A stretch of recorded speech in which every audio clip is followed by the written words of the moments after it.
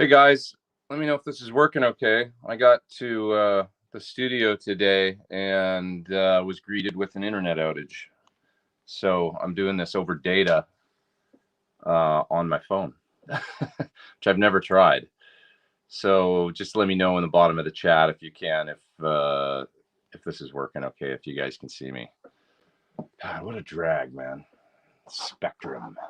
Anybody else got Spectrum out there? What's your experience with that crap? They have so many outages. It's just unbelievable. Anyways, can you guys see me okay? Just let me know.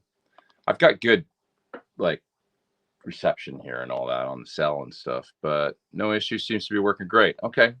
Well, it's good to know because I've never tried it. I've done it on my phone before in airports and stuff, but I've always had Wi-Fi. I've never tried it over cellular data, you know?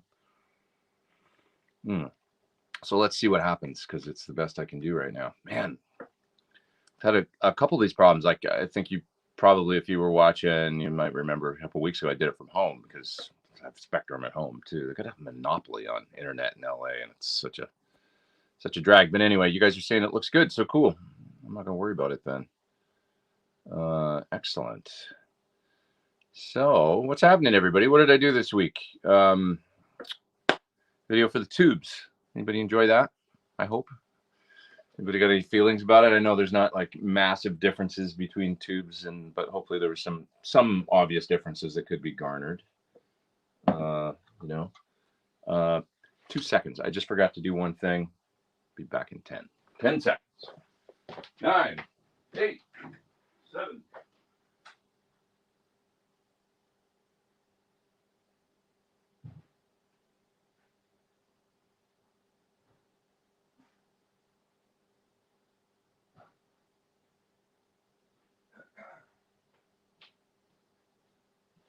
Sorry about that. And we're back.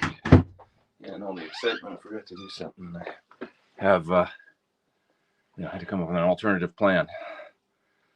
But anyway, so the tube video, which was fun, I enjoyed doing that. I like doing these kinds of videos with Dave, partnering up and stuff. So we got another one coming next week for an amp, famous amp.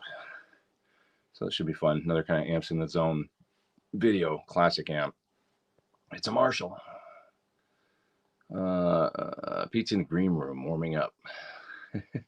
Actually, I was panicking, trying to restart my internet router and figure out what the problem was and whatnot, but everything's okay, I guess. Let's see here. What else we got here? Steven's here. He says, has anyone seen the Michael... Oh, the chat moves so fast. This is going to be hard because I've got this narrow little window I can do it with on the phone here. Has anyone seen the Michael Nielsen video from yesterday? His Plexi Santa Glorious. I haven't seen that. Michael makes great videos. I need to check that out. That's cool. I like his videos quite a bit. He's a total geek on Marshalls. That's for sure. Yeah. And Lauren, you say that the internet's fine in your hood, and I know you're close to here. So what's this? My understanding is that an EL34 is basically yet another flavor of 6L6. It was designed as a beefier 6L6. I don't know if that's true or not. It's a different kind of tube. Isn't some tube nuts out there? Actually, I bet Lauren would know this, but isn't it a 6L6 well, one is a pentode and one is a beam tetrode or whatever they're called. anyways, they're a different kind of tube, right? Like, isn't a 6CA7, a true 6CA7, more akin to a 6L6, I think. I'm pretty sure. We've got a super chat up there. The Grammatic Music says, anybody using Overloud TH3 and THU plugins? They just contacted me and asked me if I would make a video for them. So I think I'll be doing one pretty soon. Which brings me around to the other video that I made this week, which was came out yesterday for the plugins, Nembrini plugins. Now, Nembrini has developed plugins they've been part of the Brainworks development.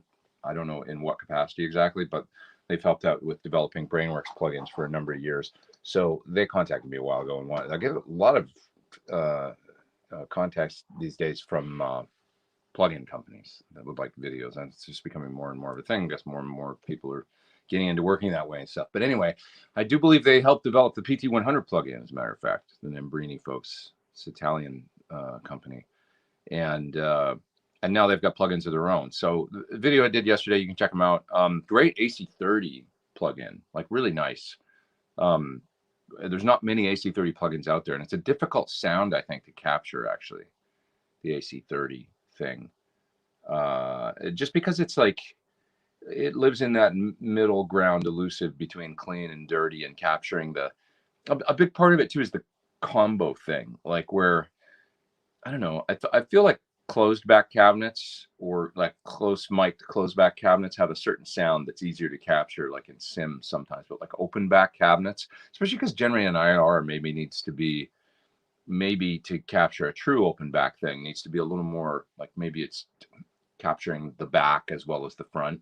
Because I find generally with open backs, like for example with the Celestion IRs, if anybody tries those out there, if you want to try this, let me know what you think. In an IR program, mixing a bit of the Celestion rear mic, they always put a 57 on the back, and you can blend that in with the close mics. And if you just blend it in at like 5%, all of a sudden the sound starts to bloom out and get, it's, I don't know if it's technically in phase with the front mics, or it probably is the way that they operate. All their IRs are in phase, but it definitely changes the sound when you bring it in. It does this kind of bloom thing that, like, because an open back to me is a more complicated sound to capture, because it's always kicking out the back of the cabinet and bouncing off the wall and then kind of blending with what you're hearing come out the front generally, and you get that kind of spread with it's just that big, it's less of a pointed tight sound and more of a bloom kind of thing.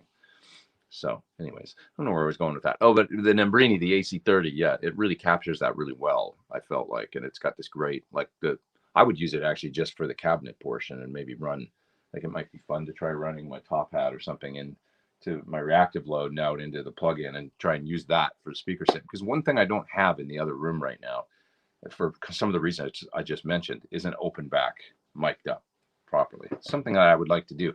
Eventually, I'd like to have a V30 cabinet out there, mic'd up probably, and probably and properly. That's what I was trying to say. As well as an open back. I've got a beautiful 410 open back cabinet here. It's a very unique cabinet. 410s with blues in it, the Celestion blues, and I would love to have that mic'd up. I also have a nice 212 that's got a blue and then an A-type. That's right. I don't remember what the other speaker was. And so I'd like to have mics on that cabinet. And, like, it'd be great to have all three. And then I feel like I would really have everything mic'd up. But for now, generally when I want an AC30 sound, I'll go to the aux, because I really like the AC30 style cabinet in the aux. It works great. And, either that, or maybe I could try this Nembrini plugin. But anyways, Overloud TH3, they've contacted me. So I'd like to give that a try too. See what that's all about. Somebody else here did a little super chat. Thank you so much. Pete, you prefer fuzz into a clean or dirty amp? It depends on the fuzz. A big muff is generally works best into a clean amp. I think David Gilmour and High Watts. I don't think Gilmour, could be wrong, but I don't think he's the kind of guy that played like super duper loud on stage. So I'm thinking High Watt that was in a, it's not like Pete Townsend kind of situation. So the amp was probably pretty clean, I think. As is, you hear in his clean tones. Or sometimes he played twins and stuff like that. So that's one approach. And then a fuzz face generally works great into a dirtier amp, I find. I mean, the fuzz face into a clean amp, if the amp is pushing, it's got to push a little bit, because otherwise it just doesn't do the fuzz face thing to me. Like Hendrix played the amps, turned up pretty good. And I think the combination of the fuzz and the distortion of the amp is the sound, Yeah. Somebody's talking about Felder. Outside of the drummer, I love Felder's playing. A great rock guitarist, says Mike. I would agree with that. I mean, he's a terrific guitar player, There's definitely a lot of drama and history there, but Nobody, I don't think, not even the folks that take issue with him, like in the Eagles or whatever, would probably, I'm sure they still appreciate his musical contributions, even with the legal troubles, right? He was a great guitar player. He's still a great guitar player. Plays great. See here. It's a really small text, so bear with me here because my eyes aren't so great. Seems like the majority of 212 cabinets are birch with vintage 30s. Are there... That's interesting. Yeah, I would say that's true. Are there other characteristics to distinguish brands, or is it just by the brand you like? 212 cabinets, birch with vintage 30s. Well, I'll tell you why. The reason why a lot of people use V30s and 212s is because they'll handle 60 watts. So traditionally, a greenback was not a great choice for a 212 because you would kind of limit the amps you could use it with, like the owners. It just...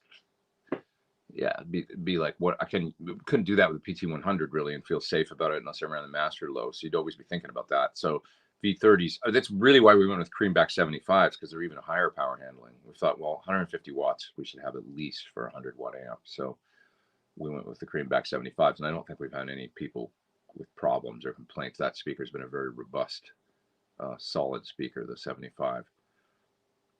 I think there have been some issues with the 65s in certain amps, especially in open back amps. But the 75s seem great.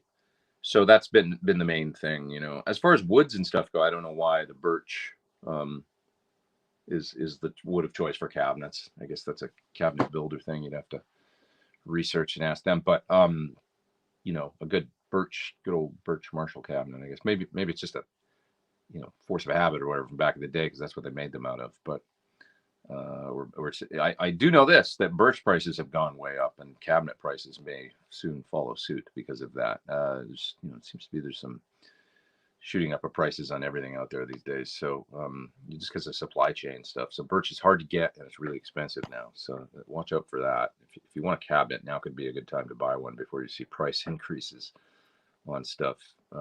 This is the news that I've heard. Let's see there. Thanks for all you do. Thank you for doing the super chat. I appreciate that. It's Newbie. Let's see. Question: what is your go-to gain stacking method? Well, it's really amp distortion. You're like pedal into dirty amp, boost into drive. Your gain is glorious. Thank you. It's generally amp distortion. It's good old amp distortion. My go-to gain sound is really, like, if you watch the tube video this week, it's that, my 50-watt, the sound of that 50-watt Marshall. That's my, like, especially on the AC/DC sort of sound. That's my desert island guitar sound, really, is like that, because you can turn down and it gets clean, or go to single coils and turn down to 6 on the guitar, and it's basically a clean sound, and then roll up and play hard and it's dirty, so that, and then you stack a pedal, some sort of... For years I've used the Archer on my board, like for about 5 years now, I think, as my main drive, but I've been experimenting with other stuff lately a little bit. Excuse me. So it's just a matter of getting an amp that sounds great, I think, number one, and then putting a pedal there, in front that gives you the...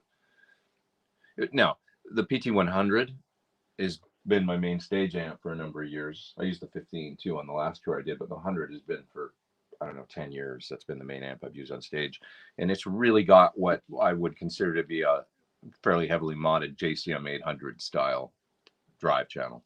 So that's another gain boost in front of that classic plexi thing. So it's got the drive to do the boosted thing. I mean, the amount of gain I use in my rhythm drive sound, with the gain on like 6 or something, is really like a plexi that's working really hard on like 8 or something. So that's my main rhythm.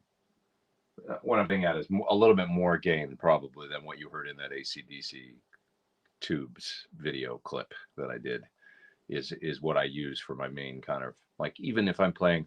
I tell you, the sound actually didn't change much when I went from playing with Don Henley to, or Chris Cornell to Melissa Etheridge to the main rhythm drive sound is really similar. And it's more about the parts I'm playing and the guitars I choose and the way that I play, like would it turn down the volume on the guitar and that kind of stuff. But that core rhythm tone, I really didn't deviate that much, which is funny when you think about it. I would use the same guitar, like almost the same settings for something like, you know, Dirty Laundry as I would for, you know, a Soundgarden song. It's funny. It's just like more about the approach, I guess. I mean, it's just settings have changed a little bit. I think with Henley, I had the gain on like 5 on the amp, and with Chris, I would have it on like 6 or 6.5, and you know, just a little bit more juice. But really, it's a basic, straight up rock and roll Marshall kind of tone, you know, that I just augment with my own playing and with the guitars I choose and with the boost pedals and stuff. Yeah. Okay. Let's see. Oh, we got another super chat there. Epic tube video. Thank you. Muller's rule, but the EHs. Oh, I just lost it there. Go back here. For those that just joined, I'm doing this on my phone today because we've got an internet outage, as is usual with Spectrum. Seems like they have a lot of those lately. So yeah, I'm just checking here because I could get back on the computer, so I'll check periodically here. But the phone seems to be working good. So Mullards were your first pick.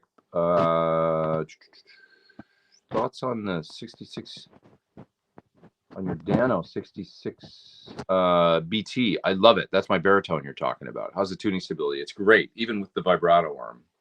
So I used my baritone in that video yesterday that I put out for the Nimbrini plugins, and totally love the baritone. I recommend it highly. The only little gripe I have about it is the tuners slip a little bit. It's got, like, not going out of tune, but like, you know, that feeling when you're like tuning down, you feel the tuner and then you need to back it off and then back up again.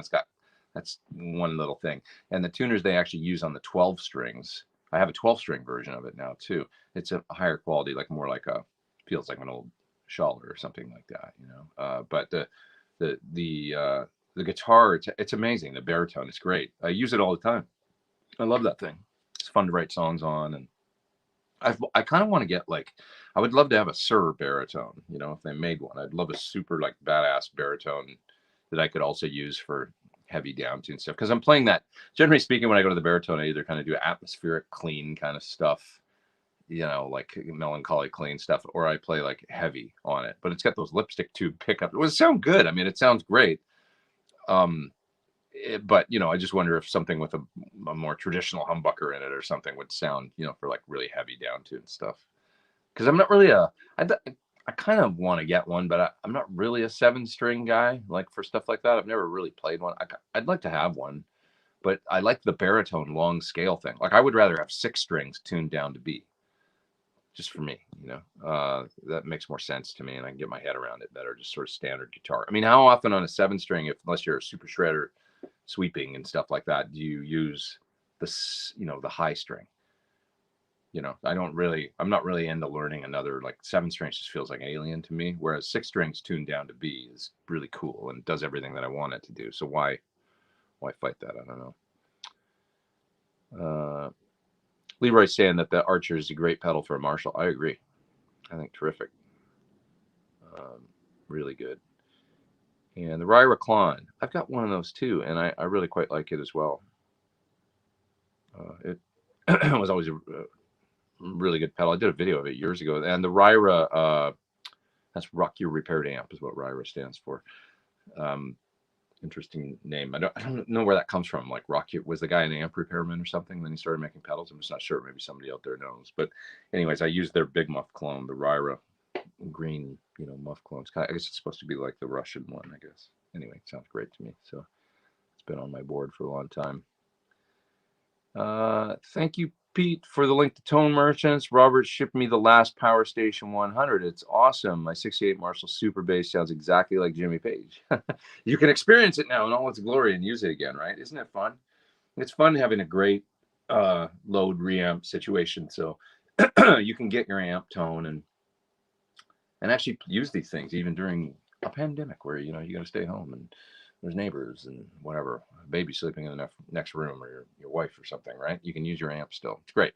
So the Power Station is terrific for that. And I appreciate it too.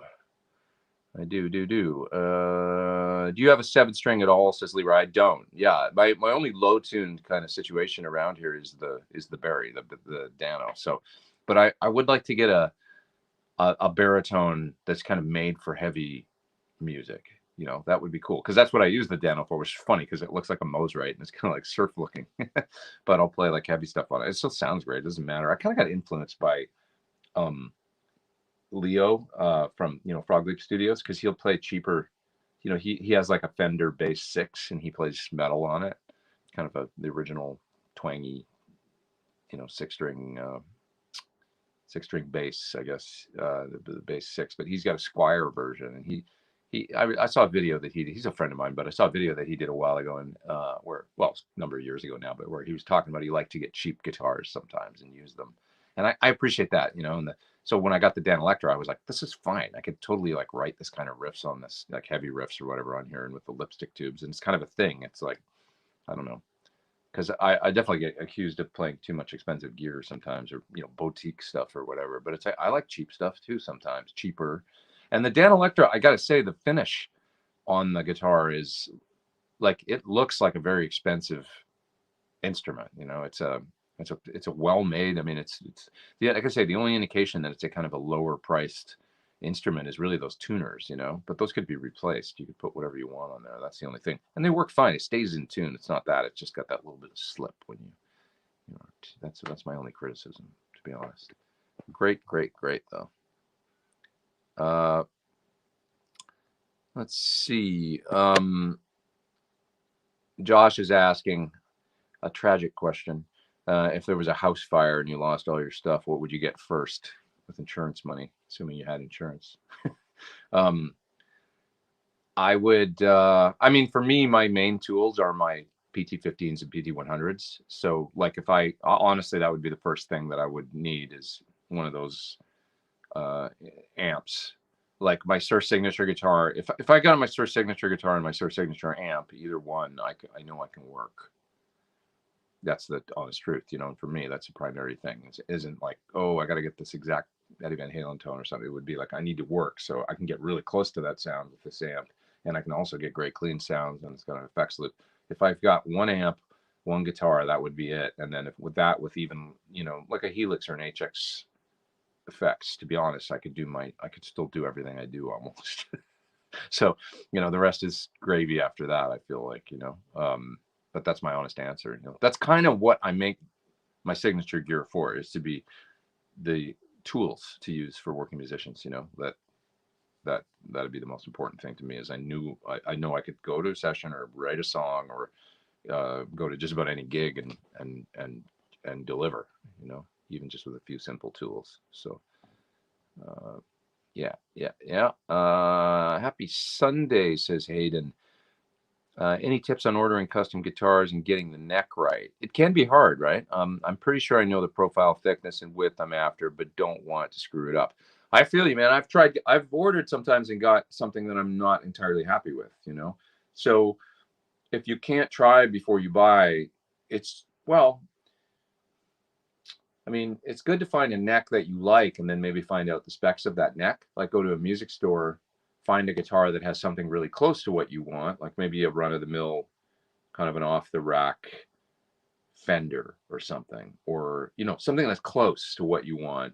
And then if you can find the specs of that guitar, or maybe if they'll let you measure it, like with calipers or something, you know, front to back, and the, you know, width, go, oh, it's a 1 5/8, or it's a 1 11/16 width nut. Oh, I like that, you know, instead of these 1 5/8 guitars, different things like that. And if you can measure at the 12th fret and measure at the nut, and sort of get a feel for whether it's a D or whether it's a C shape, you know, whether or not the shoulders, you know, get a little bit of information so that you're armed with that information. Okay, this is basically the kind of neck shape I like, you know. And then when you're telling that, or when you're custom ordering a guitar, like let's say it's a Sir, you know, all the neck widths, well, certainly nut widths, but also the spec of, say, the even C slim, or the, you know, the 60C standard, the different neck shapes they make and stuff are all fairly easy to find and online. And if you can't, you could literally probably just contact customer service and get the exact spec so that you knew what you were getting into.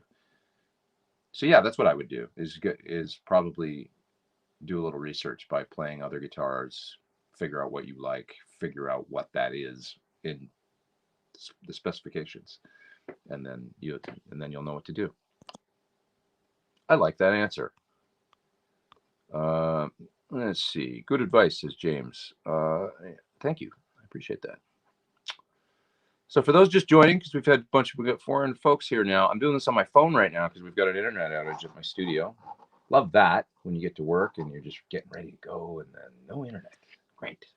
But this seems to work good. So StreamYard, man. Tell you what, it's not bad. This service I use to do the streaming seems pretty good. And this is just over phone data right now on my iPhone. Looks not bad. Killer. At least I know I can do this way. Hi, Pete. What do you think of the Seymour Duncan Silver Lake Reverb versus the Blue Sky? I think I did a demo of that pedal, didn't I? It's been a minute and I forget sometimes, but I think there's a demo on my channel. One thing I remember about the Duncans, I don't think it's stereo. So that could factor in, but don't quote me on that. Find some more information on that. I'm trying to remember if it was stereo or not. I was kind of surprised that it was mono. There was one pedal and that might be it. So that could factor into your decision or not, you know. But otherwise, I would really have to go and back-to-back play them, you know.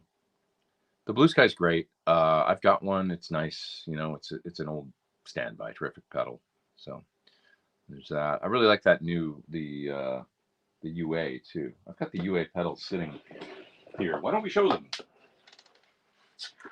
I don't know. Show and tell. Why not?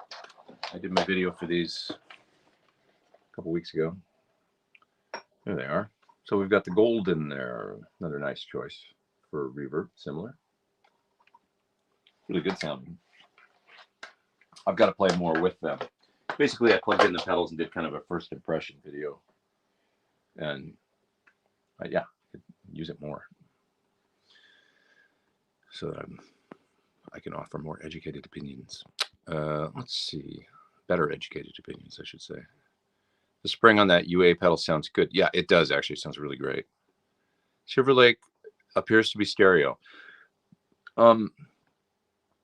Check my demo on it and see if you hear it in stereo. If you do, I might be thinking of another pedal, but I thought I did my video for it and that like it had 2 outs, but I don't know. I don't want to. I realize I can affect people's opinion of a product greatly if I say the wrong thing, and I don't want to do that. But just check out the videos for it and listen to see if you hear the stereo. I just don't quite remember if that was the one that I found. It wasn't, but it sounded good. Any tips on how you approach playing a loud amp like a 50-watt Marshall in a smaller venue without attenuation? It's all about your dynamics, man. Like your volume control on your guitar. You know, if you got to turn it down, the thing about an old Marshall, like a 50-watt JMP or a Plexi or something, is that they get really loud really quick. So when the amp is on 2 or 3, it's already really loud. It's not that dirty though. And especially if it's got a bright cap, it's going to be like, that doesn't sound very good, you know? So the way I see guys like Paul Gilbert do it is plugging into the normal channel and then using pedals. It's not my favorite way of doing things, but he gets some cool sounds. It can just be kind of like darker and not really that thing that you think it's going to do if you do that, but it's usable. The normal channel on a Marshall can just be a little dark and a little woolly to me. With the right pedal in front, like a treble booster, or, you know, certain overdrives and stuff, I guess it could be a cool thing. Probably a Plexi tone would probably work good into the normal channel of a Marshall to get a classic sort of Marshall tone, because the Plexi tone is quite a bright, sizzly pedal with lots of presence, and it works well into an AC30 normal channel. So that would stand a reason, I would think. So that's what I'll see Paul do, is plug into, you know, I see him use like a 4-hole Marshall, like a reissue or something, a lot. And I think that's what he does, is he plugs into the normal channel with his pedal board, like the one that most people don't normally use that much. So it's, you know, seems to work for him. So that's one thing you could try with pedals. But on the other channel, I would say that it really comes down to the way the guys did it back. Well, first of all, you could jumper. Okay, that's one thing you could do to get a kind of a reasonable sound with pedals as well. So run into the high left input and then run a jumper cable from the bottom left up to the top right, and then turn up the normal channel a bit, and the sound will get fatter. Because the thing about the Marshall and the high input, you know, channel, the high left input, channel 1, it's quite bright with a bright cap generally. When you know, they sound good, and they start to sound good like around 5 or 6, and then as you turn it up a little further, up to like 7, it's like, now we're really talking. But now it's making full power and it's rock volume, you know. So one thing you could do is turn the cab around. That's what a lot of people used to do. Mic it in the PA and turn it towards the wall in a club. It won't be too loud then. You could get a plexi panel to go around it like Joe Bonamassa does. Those seem to work really well. I was very surprised with how well those things work. I saw Steve Stevens play with his band that he was with for a while, Deadland Ritual, and he was using 200 or 50 watt and 100 watt amp, I think, together, and both turned up super loud. But he had the plexi in front, and you could stand right in front. And I always thought it'd sound kind of like crap maybe with those panels, but it doesn't. It just sounds like that's actually sounds really good. I can stand here and get this kind of diffused sound. Some of it's coming over the top of the panels, and it sounds great. Like, and you know, when mic'd in the PA and the singer can hear, and it's good. So that could be another thing you could try. It works good for Joe Bonamassa. He's got the cranked up amps, and you know, he doesn't seem to have issues. So I would look into some of those approaches. The last time I played a 50 watt Marshall in a small club, it was a little bit of an issue. I heard the keyboard player saying, is there any way you can turn down? This is my buddy Lauren that plays in The Who and stuff. He's a great keyboard player. Is there any way you can turn down? I go, it's just kind of like, I can't really get the sound. It's, you know, that thing where like, it's really my tone like I was having. And he goes, oh, so it's just sort of an ongoing problem then, huh? I was like, yeah, for about the past 30 years. But it's true, you know, it's not going to do that thing without, you know, they don't really work like with on the treble channel turned down to 3. It's not, it doesn't, it just sounds bad then. It's not a thing, you know. So long story short, get an attenuator, I would say, is the best way, and then crank it up to where it sounds really great. So yeah. What else can you do? You know, run it clean and put a revival drive in front. You could do that, but then it's like at that point you might as well just bring a smaller amp, you know. I don't know. It's like, I hate the idea of using a Marshall and running an overdrive into it and running it at low volume. It's just like you've got a race car and you're never get out of first gear or whatever. What's the point? I don't know. It's just kind of like you're better off with a different amp that does it great. The PT15 will blow your mind in a club like that at a reasonable volume. You know, you'll get amazing sound that's like, and the amp's doing it. Because I like amp distortion. That's the main thing. I really like some of these pedals that are out these days, but I can't remember the last time I played a gig with a pedal as my overdrive, like doing my ampy overdrive. You know, I just don't operate that way. I use amps for that. That's why all my amps have a gain stage in front of a plexi sort of architecture, you know, the 15, the 100. That's the sound I dig. And it's a different sound to me than just about any pedal. The Revival drive's great. I agree. It's great. Even the Bogner Blue, that's a great pedal. And sometimes I will do that, like clean channel on the PT15. I'll run like Bogner Blue for a low gain plexi kind of thing. And I'll use that sound because it's the appropriate amount of gain for a certain song or something. But I gotta have my Marshall-y drive, you know? Or I don't know. To me, that's the fun part. So, yeah. Next says, yeah, get a PT or a BE. Yeah, I agree. You know, both would be great choices. My Friedman 20 sounds killer. That's, yeah, get a Friedman or a PT15 or something. I mean, the PT15 will work in clubs just great, as long as you're not playing metal or something with super loud drummers. For rock and roll, you know, it's a great choice, really great choice. If you want a great 50 watt Marshall tone at a reasonable volume, there's your thing. What do we got here? Let's see. Bonamassa has 59 Fender Twin signature amp for $3,500. Yeah, sure, but it's a hand-wired Fender amp, you know, and try and find an old one for, you know, they'll run you more. So, okay, there's a super chat here. I'm just gonna grab. Let's see, what do I think of the Vox AC15 Classic 1? I'm just going to run a small box pedal through the front. I would use my amp distortion, but I live in an apartment. Yeah, well, that's a different thing, you know. That'll work great. That should sound really good. The small box pedal, you can really tune the top end. So depending on how bright you run the box and stuff, you should be fine with the small box to get a great sound. I'm sure that'll be a nice little rig especially for playing at home. You know, should be pretty cool. I'm talking about here, you know, the stuff I'm talking about and kind of sounding, I don't want to sound like an elitist or something, but you know what I'm talking about. It's just like amp distortion. Like, that's what I love, you know. I've got no qualms about using a drive in front of an amp in certain situations. But I like to just, I don't know, man. There's just something about high voltage tube electronics that just makes a sound that, you know, it sounds real to me. I had good results with my Hot Rod Deluxe last night. Thanks for the super chat, by the way. Thanks to all you guys for doing the super chat here.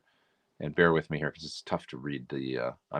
For those that just joined, there's another. It's almost 470 people. I'm on my phone because we got an internet outage here at the studio, so I'm reading very small on my phone. Right, it seems to be working though, so I'm happy about that. Okay, I had good results with my Hot Rod Deluxe. Might as well have had a volume on-off switch at a coffee shop with it facing the wall. It took away harshness and helped spread the sound nicely. That's cool. Yeah, I mean, that amp with an open back in it, you're still going to get the kick out the back, but it's not going to be as aggressive as the sound coming out the front. So that could work well, I guess. Turn it around and mic it up, and you'll still hear it. And sometimes that can be surprisingly, like turning the cabinet around or whatever, but turning the amp up, it can be a surprisingly cool tone. It's like not that penetrating, like beamy sound that you get out of the front of a cabinet, but it's kind of spreading around. If it's the right room and the right wall and the way that it's bouncing back at you, it can be kind of cool. And I guess that's what I experienced listening to Steve play with the plexi panels in the front. It just diffused the sound nicely, and it seemed to work perfect. And it was like, well, there you go. Like there's you can run 200-watt stacks or whatever in a club. I mean, then I saw them a couple nights. This was at rehearsal. I saw this, but a couple nights after they played at the Troubadour in LA, and he was doing the same thing in the club. And it was, I mean, the Troubadour's not a real big place, and he had the 200-watt amps, just full power, and it sounded great in the PA, and it wasn't too loud coming off the stage. You could definitely hear it coming off the stage, but it was that diffused thing where it's not gonna, neuter people. Pete, never apologize for tubes. Tube drive, tube love. Does the PT15 do plexi, says John. John, I did a video actually where I compared it to the SL68. So check that out. I literally called it like, does the PT15 get the, I don't know. I've got a silly thumbnail in the video. You'll see it where I've got both amps like this. But yeah, I compared it to the SL68 and tried to get as close as I could to the tone of the SL68. It's not exactly the same, but it's that thing, it's that Marshall. There's something about a plexi that the nice thing about the PT15 is the power section, because it's only 15 watts. It does get involved even at club volume, So, and 6v6s have to me, although when you really crank them, it's different. But when you push them a little bit, they have kind of an EL34 character to the grind, a little more than a 6L6 does. They got kind of that's what I liked about them, is they kind of do a Fendery, whatever that means, but sound at lower volumes, like we all know Princeton's and amps that uses 6v6, right? But then when you turn them up, they have this pleasing distortion thing that has more mids and kind of sauce in the mid range than a 6L6 to me does. So with the 15, it's got a nice power tube character to it that gets involved in the tone. So anyway, long story short, that combined with the kind of relatively high gain preamp does a great Marshall-y thing, because it's pretty much dead nuts with maybe a tweak or two to just work with the power section. It's pretty much the front end out of the PT100, which is really a modded JCM 800 kind of front end. So yeah. What else do we got here? L. Scott Music Lauren says, you wish you had a 1966 something, a guitar, an amp, a Ford Mustang. I do. My Telly's a 66. I used to have a 66 Strat too, but I only had it for a few months, and then I traded it for my 64. That plus some cash, of course. But yeah, I had a refinned blue 66 Strat with a big headstock and everything. Kind of cool guitar. It was pretty neat, but when I saw the 64, I was like, okay, I'm going to go all the way and do this. Let's see. JVM 50 says Mike, he gets great high gain at low volume with that amp because it has a channel. Well, it's a distortion amp with a gain channel in it, right? So I remember those. I kind of like those what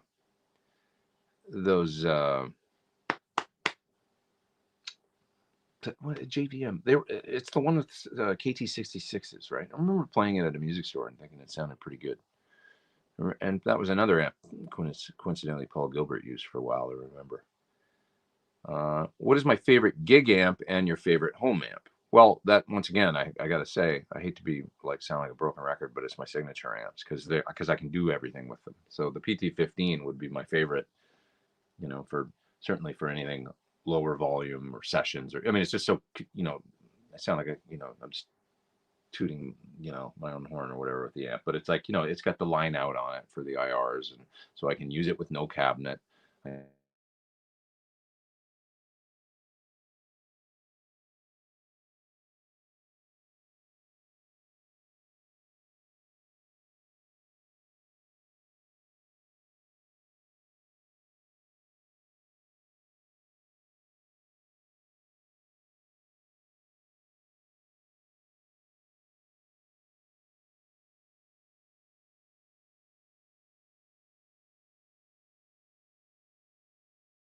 We'll switch to your router. I think I'm back. Hopefully I'm back. You guys see me again?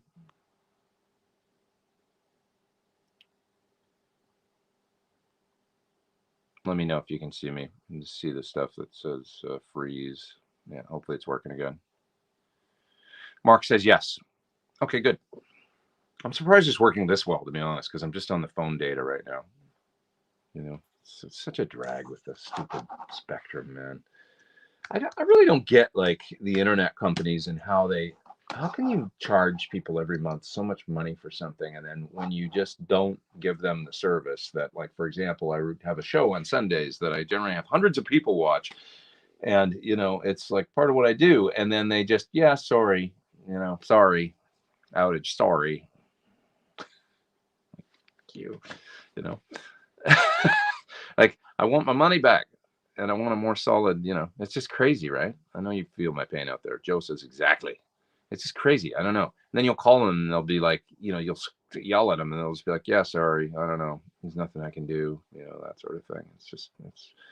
Uh somebody's asking, where's the cable modem located at? It's an outage in the whole area, because as soon as I got here and I noticed we were having an internet issue, I contacted the guy that runs the building around here in the complex and stuff. He said, yeah, it's the whole area. Evidently you can go online and look at he somehow got online and looked at a map of this area, and there's a Spectrum outage for the whole area. So nothing we can do about it. I already rebooted my router for the building and stuff. But anyway, let's just carry on. What can you do, Who's this? This is, sorry, that's Mark. I use a Grossman Audio SG ISO box for at home for recording. I've never heard of that one. That's interesting. Minus 30 dB reduction. Got an M160 and 257 and a Celestion G12 M65 inside. I think it sounds better than most of the speaker sims. I'll have to look at that one. I've never seen that one. Any ISO box I ever tried always did this instantly to the sound. Just had this, like, all their preponderance of mid-range. So if it doesn't do that, that's interesting. But even the ones that I tried that said that they didn't do that, did that. So I bought one once and returned it the next week, and then I've tried a couple others since, and it never works for me. So if it's working for you and there's just some new design, that'd be bitching, I just can't ever get a sound out of them. It sounds open. And once the IRs came out and the reactive load, it was like, oh, this is light years beyond. I mean, even there's a video from 10 years ago where I built an ISO box into my closet in Santa Monica, in the old place I lived in.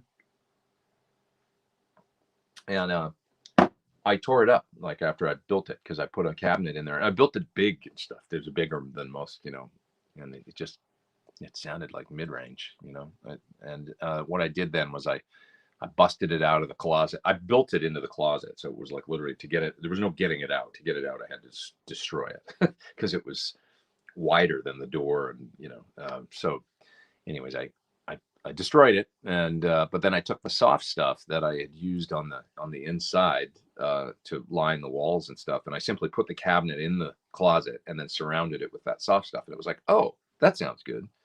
And that's how I finished, guitars for the Guitar Nerd record. I did a lot of work in there. Almost the early demos I did had there was a little 112 Bogner ported 112 with a, I think it had an original Scumbag M75, and I just put it in that closet. And you know, the reduction, to be honest, was fine. Like even just with the soft stuff around, and then the door closed in the closet, and you know, I had one shared wall living in that place, and I never bothered the person beside me or anything, so it was fine. That worked good to me. And what it taught me was just enclosing a speaker airtight is maybe not a great idea. Surrounding a speaker with soft stuff is fine, you know, but it was something about the airtight nature of the buildup of sound, you know, that Lauren could probably help out here. But it created, you know, I don't know if it's just like weird standing waves or what, but it wasn't working for me. Yeah, okay, move down to the bottom here. Let's see, Pete, which is your number one signature, sir? The blue one? You know, it's this one. It's sitting right here. For whatever reason, this red one has just become my number one. I pick up the other ones and I feel guilty because I haven't played them as much, and they're all great. But this one's just the one. I don't know. I love red guitars. I've always loved red guitars. This one's just sexy. So it stays in tune great. It sounds great, and it's really consistent. I barely ever have to tweak the truss rod on it, and it's just my number. It's really kind of my number one guitar around the studio. So certainly the number one guitar I go to play lead on. And sometimes I'll pick, you know, like if you watch my videos, you'll see me play rhythm on other guitars, because I'll go to maybe a fixed bridge, you know, set neck, like a Les Paul or something style guitar or something for rhythm sometimes, because it's a slightly different sound, you know. But sometimes I'll like I did a double on the video I did yesterday. You'll see that I did a heavy rhythm part where I used this in one track and then I used the Destroyer on the other track, and I'll double and hard pan them. And but you know, this is my number one kind of jack of all trades, like killer. I can basically do everything that I need to do on this guitar. Now I'm gonna get my gold one out, because I have a gold one, but it's still got a 510 on it. It's got the old bridge, which is okay, but it's not as cool, I don't think, as the bridge that we're using now, the Wilkinson, for staying in tune and using the trem. Anyways, that's that. So I'm gonna get it out to Sir, was my point, and we're gonna use it as kind of a test bed for something actually, but I'm also gonna put that bridge on it. So yeah, and then maybe that'll become my number one, because I love the gold one too. I love them all. I love all the colors. The blue one's great too. Let's see here. Dan the Tube Man says he's aimed a 412. Thanks, by the way, for doing. You guys, thanks for all the super chats. I really appreciate it. Aimed a 412 to the back of the sofa with cushions all over it. Great recording. Yeah, it's amazing how much like you can kill with some simple stuff you probably already have. Blankets and, you know, packing blanket that costs nothing. I mean, you can. That's what we used to do live. Like when remember for a while at Cabs off stage with Chris Cornell, we used packing blankets, you know, around the cabinets. It works fine. It's like you might already have what you need if you have an extra room, or you know, and a 112 is a beautiful thing, especially if you can attenuate the amp a little bit. You know, if you want to get a good recording thing going and you want to do it on the cheap, attenuate the amp with something. Put a cabinet in a closet, surround it with soft stuff, and put a mic on it, and it's like, oh, there you go. You know, and you might not need an ISO cab or whatever. It actually sounds superior in some ways, because like I say, you're not enclosing the speaker, and you get an amazing amount of volume reduction sometimes from just household stuff that you have around.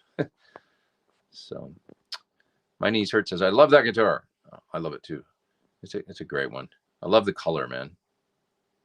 I got it from it's called Garnet Red, and we found the color online. I just went and searched for, you know, it's not a true candy apple, but which can be kind of a pain for companies to shoot, but it's really close, and it's a metallic red. So it's a one step kind of, you know, true candy apple. I think you have to shoot twice. Like I think you do gold under a clear red or something. I can't remember, but this is just one process. You know, the Garnet Red. It's one color, and I found it online, and they ordered some, and they said, "This is. Do you like this?" You know, and then when it was done, I was like, "That's amazing! It looks perfect." So it was exactly what we wanted, and then we just kept rolling with that paint. Yeah. Let's see here. What else have we got here? I tell you what we got. We got 497 people online. Thanks for being here, you guys. I appreciate it. Okay, just looking through the chat here.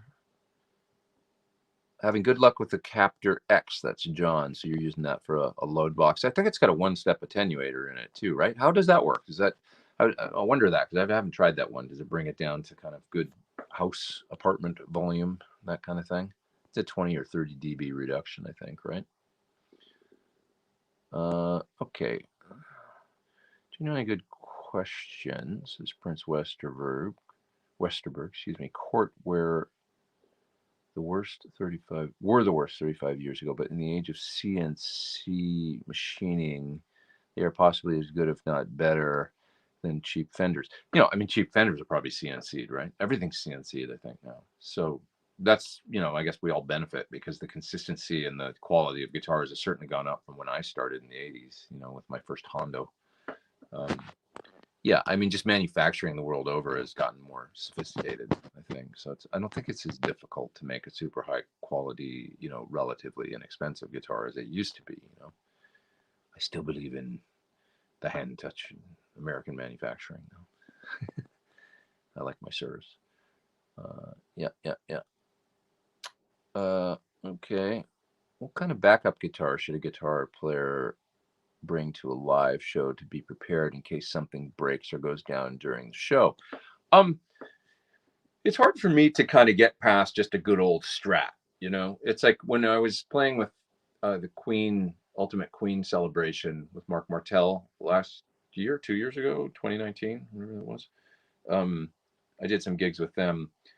The first ones I went out and did, I brought my friend's Brian May guitar because it was the thing, you know, and it was really fun, but it's a bit of a bear and it was hard to keep in tune. But they would always order as a backup and then also as a second guitar for Fat Bottom Girls, which is tuned down to D. They would order a Strat. And I said, yeah, just get me a Strat that's a good, you know, American Strat, whatever. That's, you know, HSS, you know, so they would order a guitar with a humbucker in the bridge and a single in the middle and single in the neck. And a few of them showed up and they were fine. You know, it was like just whatever, American Standard, you know, or whatever they would call them. You know, I don't even know what they were, but they were fun. It's hard for me to get past that. Just a good solid Strat with generally with a humbucker in the bridge and, you know, HSS pickup configuration. It's like if you want a good cheap guitar that just kind of will work and you're able to get, you know, rock solo tones and nice clean sound out of that. I mean, I would rather have that than a Telly as a second guitar, or a Les Paul, actually, because, you know, it's I don't know, it's just a more versatile guitar to me. So the Les Paul player is obviously going to want a Les Paul for a backup if that's all you use, you know. But yeah, the Strat, it's hard for me to get past that. It's just what I started on, I guess. So always sort of home base for me. James says he's got a 59 Bassman reissue got used for 800. Love to ape a Marshall sound with the Tweed, but the 71 Twin is just that real Fender amp tone. I love Bassmans, actually, and the reissue Bassman is, I think, a great amp, and it takes pedals incredibly well. The 410, you know, it's a great, they're not exactly light, I guess, but it's not super, 410 Bassman isn't as heavy as like a Super Reverb, I don't think, for whatever reason. They're kind of easier, the Tweed ones, to lug around, and they just sound really good. I remember one day I did like, this is probably going back in the early 2000s, but I was playing in some group that I was doing some fly dates with, and I needed to kind of spec out amps for backline, like if I needed to rent when we were flying somewhere. And I think it was probably at Center Staging or something here in LA where they've got like a ton of rental stuff. So I asked for a bunch of amps to be brought out because like they literally like have a huge rental department with a massive, you know, they're a backline company, so they have all the stuff.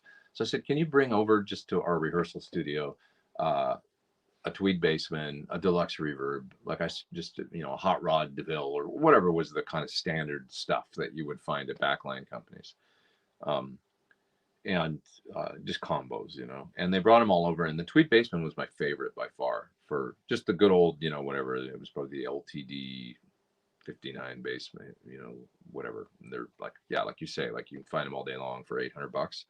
It was really good for a great, just no nonsense gig thing. That maybe what I like about it is basically like a Marshall, you know, the architecture of the whatever the front end.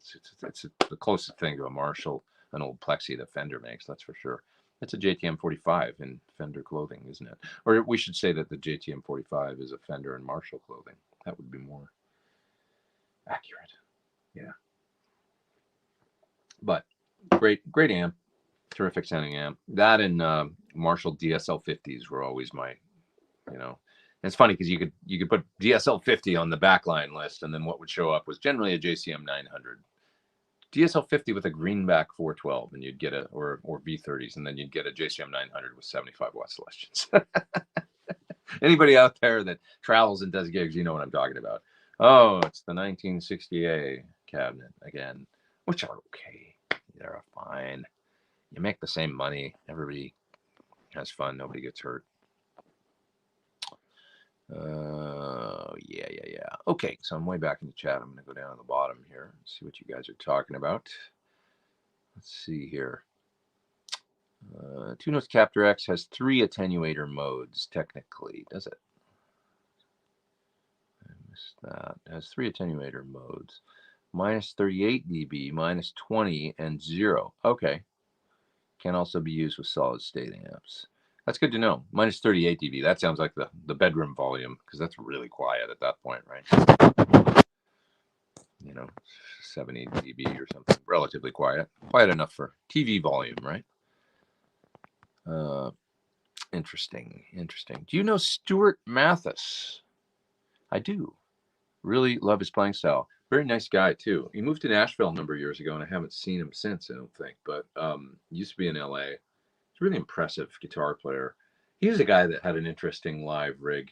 He's a great songwriter and stuff in his own right, and I think he's written some hits at this point for different people after he moved to Nashville. But I knew him in LA as being kind of a sideman, doing work like I do, and playing with different people. And I remember he used to use a couple little orange combos that were like 15 watts, and he was kind of the first one I ever saw back before maybe that was a thing, because now everybody plays through little combos. But he was using really little amps on stage because he's like, yeah, I can turn them up and they sound, the perfect volume for like even singer-songwriters or whatever for those gigs. And he'd use 2 with his pedal board and stereo, these little orange amps, I remember for a while. But he was a great player. I have a great memory of seeing Stuart Mathis play at the Gig in LA. If anybody ever lived here, you might remember that club from 20 years ago, but it was on Melrose. Pretty cool club. And he was doing a solo set in there, and he played maybe 5 songs. And I was blown away by his songs and his singing. And he also had some really neat effects on his voice. And I'd never seen anybody do that quite that successfully, like, without a sound man. It was just a club gig, but he was running his voice through, like the mic, through some kind of effects, and he would switch as he was playing guitar too and singing, and it seemed seamless and really cool. So anyway, if you see him around, say hello for me. He was a great guitar player. Yeah. The Fender Bassman is so close to a Marshall 45. Yeah, it's basically a lot of those kind of the late 50s tweed into the early 60s, some of the blonde Fender amps, or brown, I should say, maybe. Like, the Sir Ombre was based on the brown Fender Deluxe, I guess, right? I think, which is even closer to sort of a Marshall-y circuit than the Tweed Deluxe.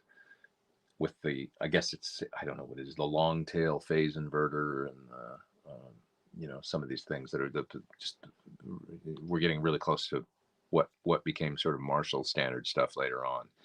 So sometimes those sort of more Fendery Marshalls can be really cool. More Marshall-y Fenders can be really cool. That's what I meant to say. Yeah. Leighton, what's up, dude?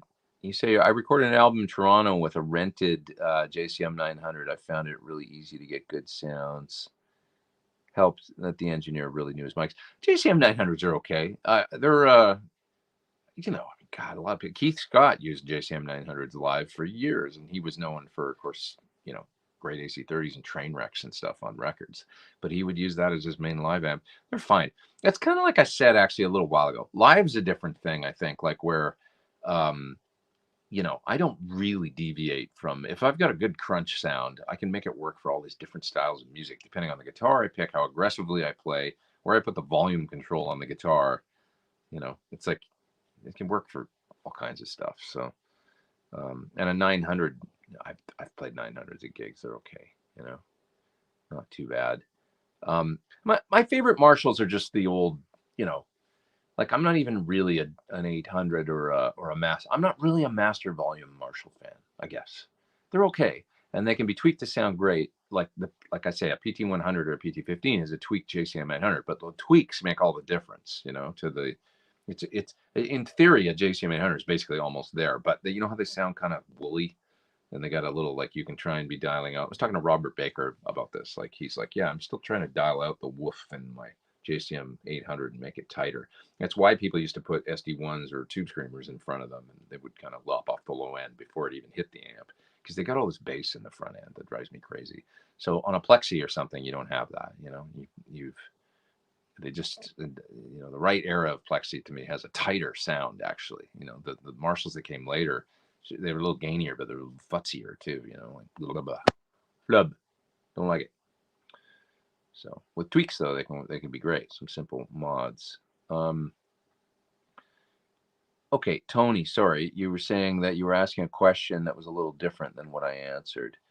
More about backup gear, cables, amps, batteries, strings, etc., that you would want to bring to be prepared at a live show. Well, it's always good to have all the stuff you mentioned: batteries, cables, strings, you know, all that stuff you need. As far as, like, yeah, you should always have an extra power, like bring one extra of everything: an extra speaker cable, an extra guitar cord, an extra patch cable to go between pedals. You know, I always have extra. I just throw cables in, you know, I'll bring, okay, there's my bag of cables if I'm going to play something local or even a session. Throw an extra one of those in, throw an extra one of those, throw an extra one of those. It's good to have an extra one of everything. And when it comes to catastrophic failure of pedal board or amp or something like that, these days my backup for the last couple of years has been an HX Stomp. So the Line 6 jobby that I've basically dialed up a dirty sound and a clean sound on one of those things. And if they got enough inputs, just plug it into the PA, you know, plug your guitar into it, go between your clean and dirty, go, you got that in the PA? Okay, cool. There's your backup. And then it just sits there on the stage, you know, coming out. It can just be mono, like going out into a DI or whatever. Get a little bit in the wedge. Okay, yeah, I can hear that. Now, if all of your shit goes down, your amp, your pedal board, anything happens catastrophic, just, you don't have to think twice. You just take your guitar and plug it into the HX Stomp, and you can get through the gig and nobody gets hurt. You know, it's going to be great at that point. I mean, it's not like you're going to be bummed because it's like, God, I wish I could have played through my rig for the whole show. But in the front of house and everything, if you spend a little bit of time dialing up a couple nice sounds on, this can be a head rush or can be a different modeler, you know, just dialing a couple tones that are good, solid working tones, and it's way better off than you know, having a failure and then messing around with a, you know, an amp, trying to get it working, like a, you know, what, like a backline amp you're not used to or something. If you just know you have your, I'm a big proponent of like knowing what something's going to sound like when you're going to bring it to a gig. Like that's why I mentioned a little while ago, I went to the Philippines once with Mandy Moore. She was a big star in the Philippines. We went and played a show for 50,000 people over there. And then we did another one for 15,000 people. I took a Pod Bean, one of the original ones, the Bean. And the reason I did it was because I was like, I'm going to the Philippines. I have no idea. We're not bringing anything. I brought a couple guitars. That was it. It's like, what am I going to take for my sounds? Like, and I thought, I'll just bring this Bean. It was pop music. It was like, I set up my sounds, dialed it all in, and I took it and worked perfect. And I got paid, and everything was great. You know, because what are you going to get over there that, you know, it's not worth the hassle to me. Especially, you got to factor in what kind of music you're playing. If you're playing pop music and it's mixed in with everybody, and it's like, yeah, hell yeah, I'll go modeling, like, you know, rather than worry about tube amps and all this. We talk about all this, you know, I gotta have my 4-hole Marshall, not a JCM 800, and then I flip completely and go to the modeling thing. But that's because that's a job, and it's like, you'll get the work done, you know, because the last thing Mandy Moore cares about is a Plexi Marshall, you know.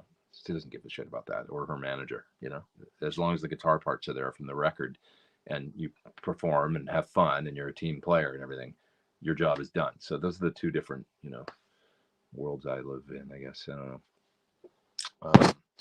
I know you have experience with lots of loop switchers. I do. What's one of your favorite compact programmable switchers? in the 5 to 8 loop range. Well, my I guess mine's a little bit bigger switcher than that. I've got the Musicom that is actually like 10 loops, but they make smaller ones. I'm a big fan of Musicom Lab because I've used them for 10 years or so, and they just work great. RJM are nice too. And Boss, it's hard to go wrong with the Boss, I would say, because they're easily, readily available. And so I would probably look at those three: the Boss, the Musicom, and the what's the other one I mentioned? RJM is they've really got it down. They make some really cool ones with editors and all kinds of crazy stuff. Thanks, Matthew, for doing the super chat. But those would be my 3 picks, for sure. And what's funny about the Boss is even like the little guy, because theirs are kind of unique because they have effects built in, right? So like the little Boss, the ES3 or whatever, it's only 3 loops, but you might find yourself like going like, oh, I don't need this now, and I don't need that. I can get rid of my tremolo pedal, and so now I only need like 2. Here's my favorite overdrive or fuzz or whatever, and a delay, and that's all I need because I kind of like the effects in the things. You slim down your rig and use that little Boss, and use what's in it for the kind of auxiliary effects that it's got Boss effects in it. They're cool. They sound good. So depending on your rig, and how picky you are about your pedals, that might work too. Thank you again. And Tom, what's up in the super chat? Appreciate you sharing all your knowledge. Thanks, man. What effects would you have in your signal chain with the Eventide micro pitch to achieve EVH's sound? Well, Eddie still used the phaser and the flanger always. He always had those, in the rig. Sometimes he'd have a Boss OC2 or whatever, like the octave. And he tended to use a couple of stereo delays later on.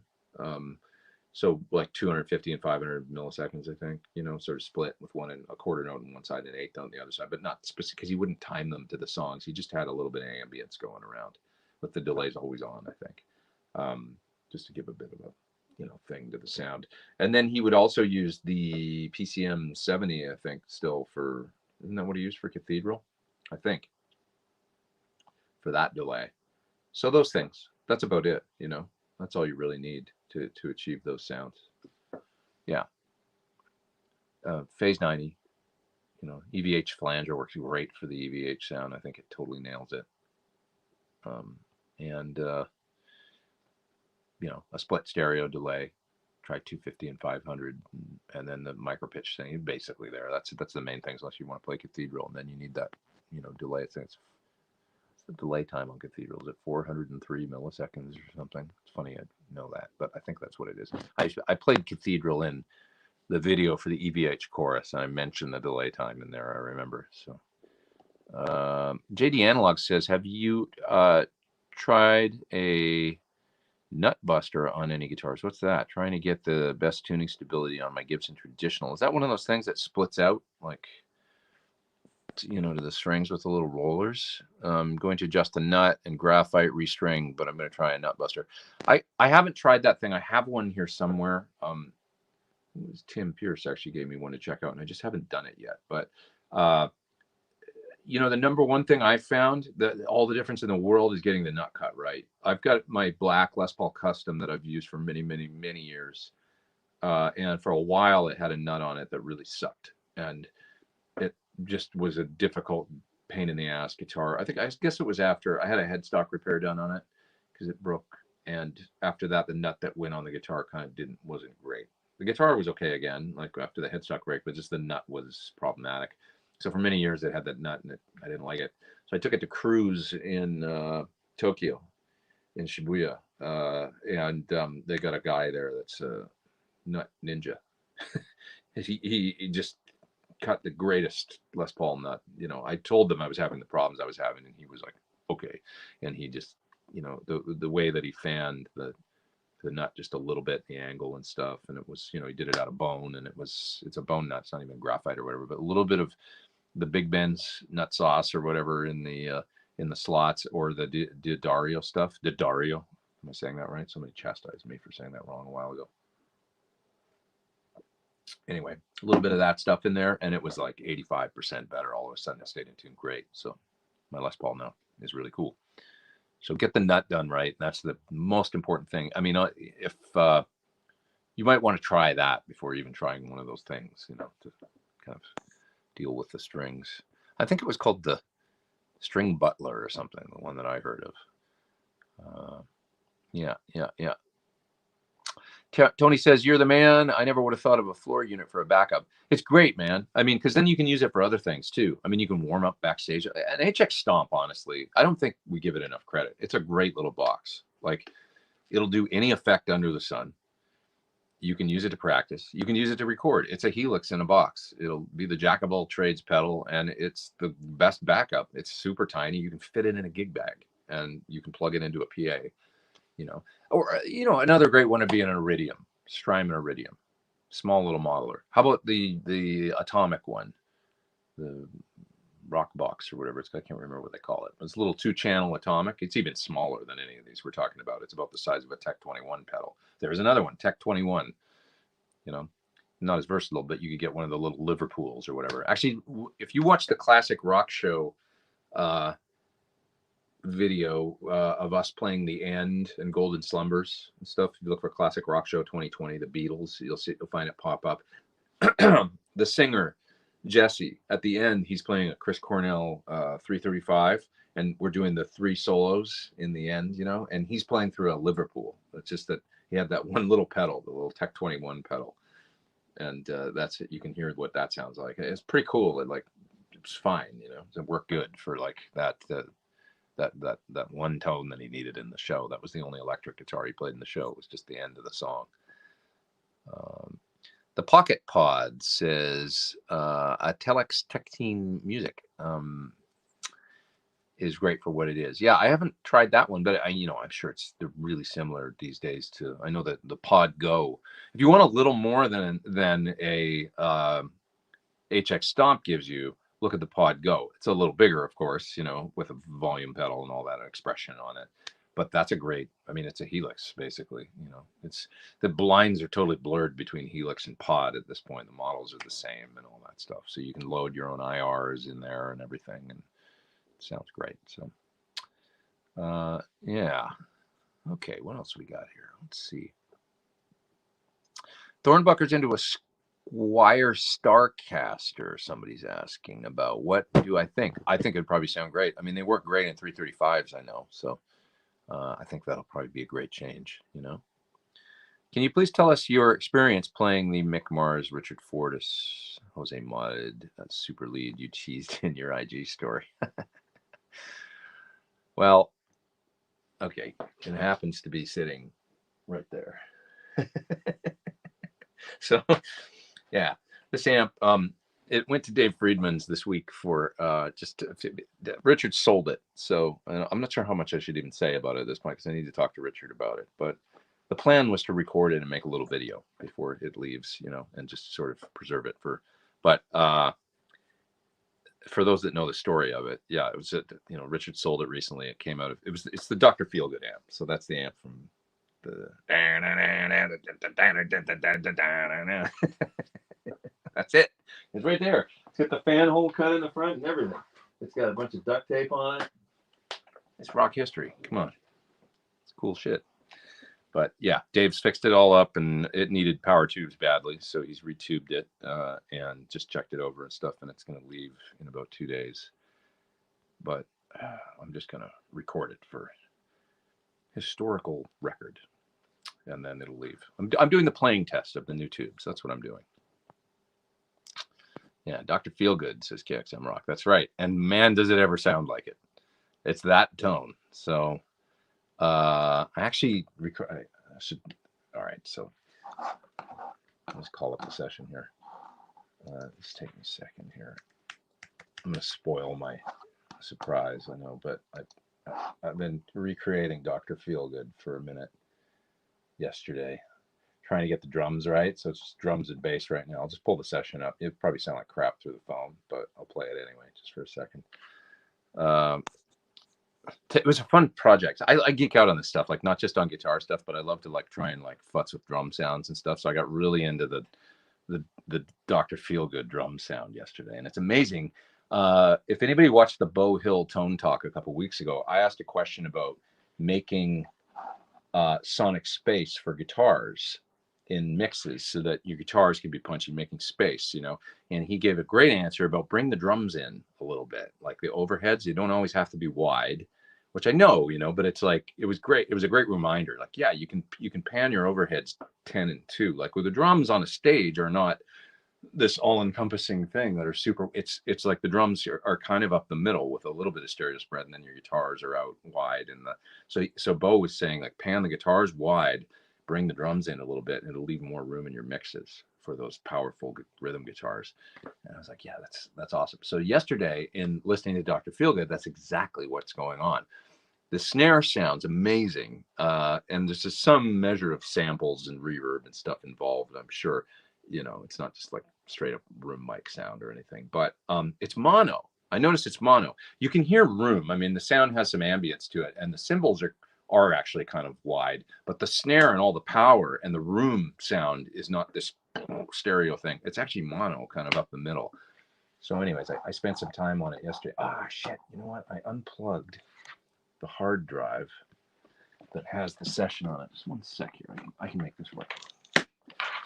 I want to play it for you in case, you know, I don't know if you'll be able to even hear it. But, yeah, I unplugged the hard drive for the session, so that's why I just opened Logic and it didn't pop up. And then I spent a little bit of time on the bass sound too, and trying to get that just right. And that was fun too. So let's see here. There it is. Opening the session here. But that stuff's fun for me, like trying to, you know, like really listening and trying to like hone in on production and how can I like get really close to this drum sound or this bass sound and all that stuff is fun. But anyways, yeah, T Neville says, that's awesome. How the heck do you remake that drum groove? Well, I spent a long time on it.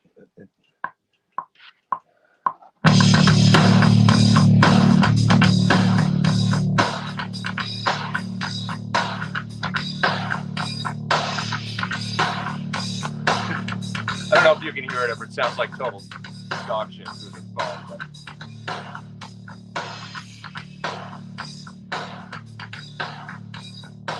So I really spent some time trying to get the snare right and stuff. So later today, the guitars will come.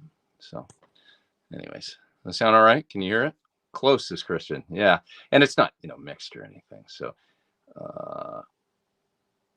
yeah. Yeah, the bass tone sounds good, right? The bass, okay, so here's my little trick for bass lately. The dark glass, let's talk about that for a second. It's the dark glass plug-in. And I can easily show you this because I'm using the phone today. Maybe there's some advantages to using the phone. It's that guy right there. That's the plug-in. And so if we just listen to the bass tone,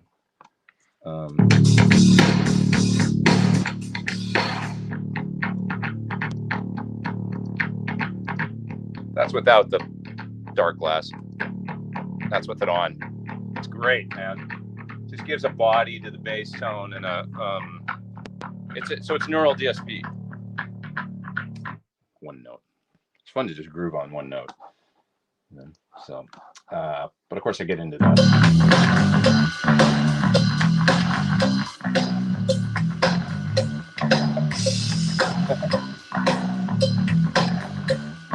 You gotta swing to it. You gotta swing it.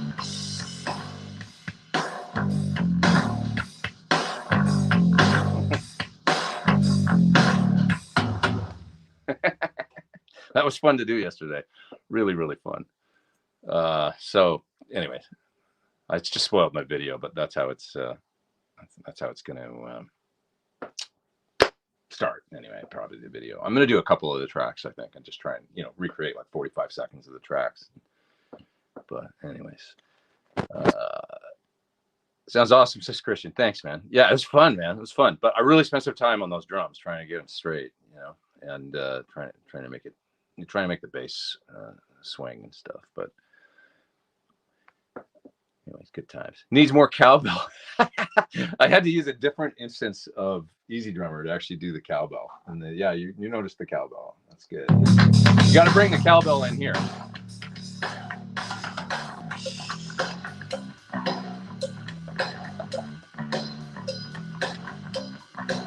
okay, so I noticed some really interesting things about the drums, actually. One of the things was that the ride is basically quarter notes, but it is eighth notes, actually. There's another one. It almost sounds like two rides. So I don't know if Tommy played it like this, like two rides, but there's you can hear it panning.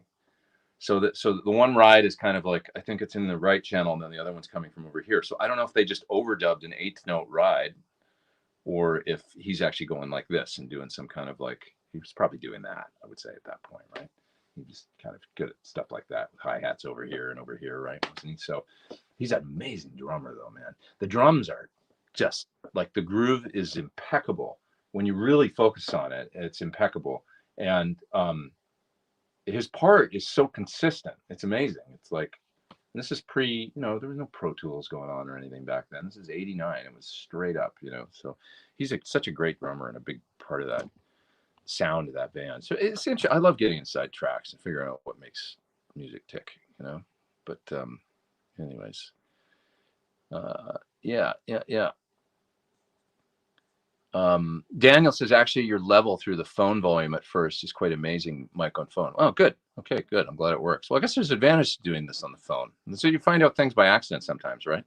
It seems to work good. I mean, it's cool to know I can do this and that I can actually, for those that are joining now that haven't been on for very long, I'm doing it on the phone because I had a outage of internet here. So there's no internet at the studio right now. So I had to default to the phone over the phone network. Seems to be working fine.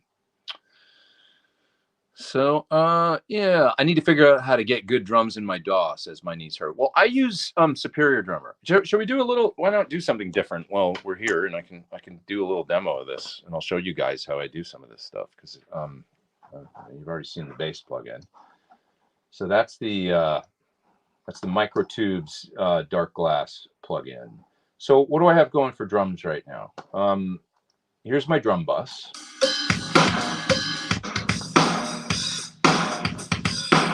Okay, so to do the drums, the main thing is Superior Drummer 3, which is on this track.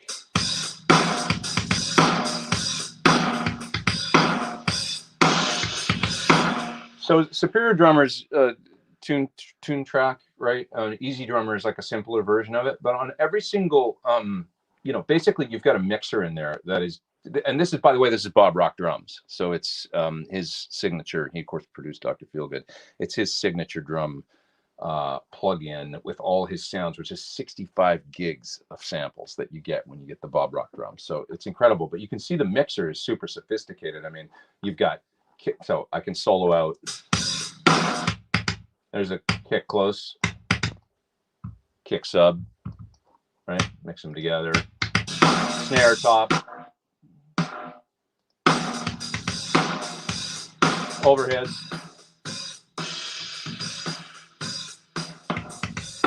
ambience, which is just the snare, the way I've got it working. So I've got control over every single individual aspect of the drums. Here's a compression submix of the drums. Super compressed and, right? So that drum plug-in is coming through a drum bus channel that I have here, and then I add a little bit of stuff on there. So I've got, this is the Stephen Slate mix rack, and I'm using this distressor style compressor, this thing here, the FG Bomber, which sounds to me like a transient kind of thing, like it does compression and transient kind of stuff, a little bit of this Neve style EQ. So if I just switch all this stuff off, sounds like that with it on.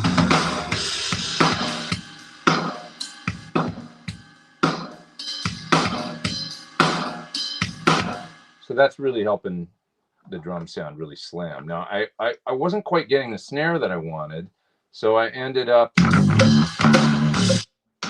adding this,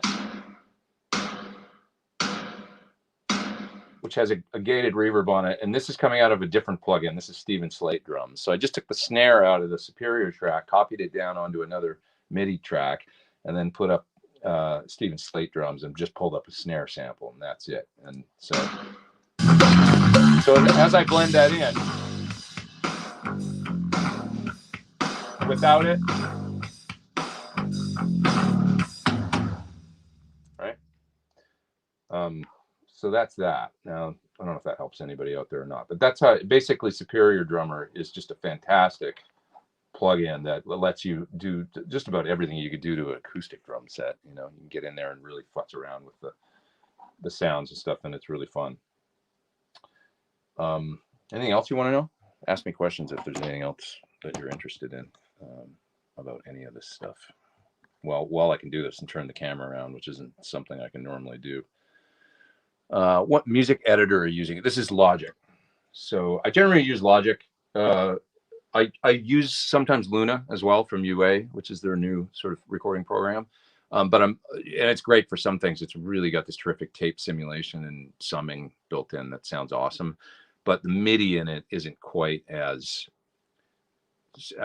you know, dialed in yet as Logic, which is just kind of, I mean, the program Logic's been around forever, so it's, you know, 30 years old at this point or something. So, you know, but yeah, I do geek out on this stuff pretty hard. I mean, there's all the MIDI for that's all the MIDI for the drums. So if I open it up, if you want to see it all, it like looks like this down here on this. So, you know, this is all the individual. Oh, I don't know why I'm using that mouse. Just 1 second. Do this. There we go. You know, you've got on every single. That's the MIDI. So if I zoom in on the MIDI, you can see like the individual. That's all the hits. You know, for every single drum as it's, you know, as it relates to the keyboard. And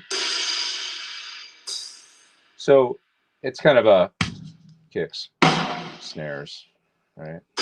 Crash, etc., etc., etc. So, and you might think I go in and write every single one of these things in. I don't. I use a thing in Superior Drummer called Tap to Find. And so when you're trying to find a drum groove that you like, you can go into Superior Drummer and literally just use this thing here. There's a bunch of different views in Superior. You can go Rock Foundry. There's Bob Rock. You can go in and dial up grooves. There's a whole bunch of grooves built into the plugin, right? So I will go in and tap in a groove using Tap to Find, which is this right here. Right.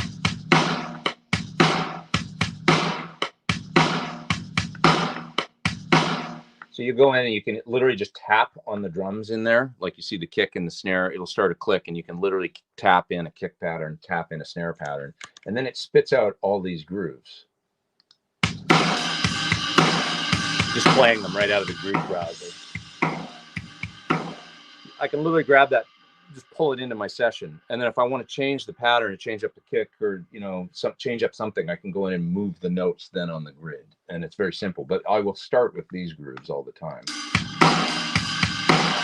right? So you'll go in, you'll pull those into a thing called the song creator down here, and then here's the source file I pulled in.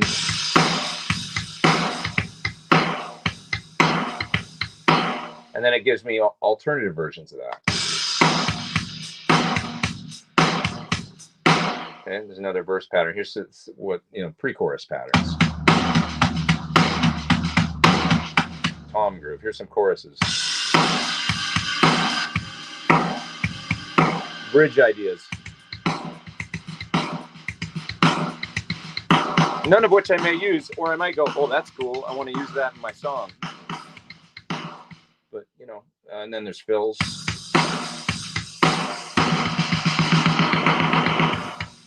Right? And so that's how I build my stuff, is I'll go in and I'll tap in a groove, find, like, here's something close to this riff I'm playing, you know, find a riff on the guitar, and then I'll tap in what I think the drums should be. It'll spit out all these grooves. I pull that into the song creator, and it gives me all these intros, verses, pre-choruses, choruses, bridges, and it can be super close, exactly what I need, or pretty close, and then I can go in and tweak on the grid. And then you literally just take these files and you'll take them and just pull them out like this over here onto the grid, right? I just dropped it there, and okay, there's my fill, and then I want to end, so I'll grab ending number 2 and I'll tack that onto the end, right? And here's the way it sounds now.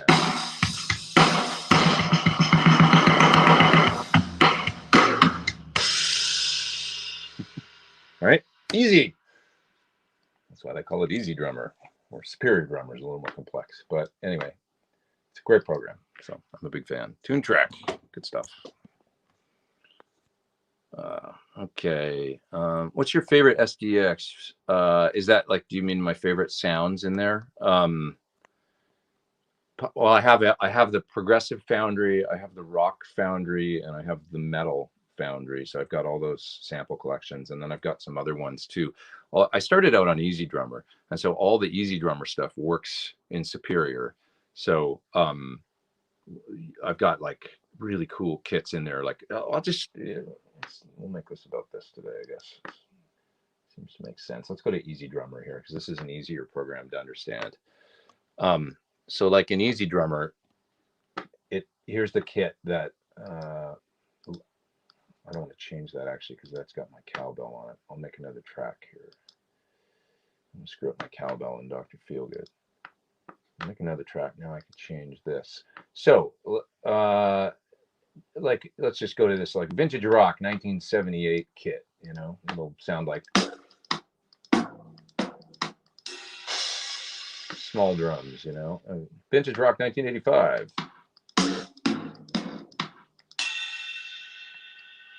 Pan to the left because that's what the cowbell is in Dr. Feelgood. Right? Let's get some bigger sounds going here. So Easy Drummer 2 Modern Basic. Here's the standard kit it pulls up on.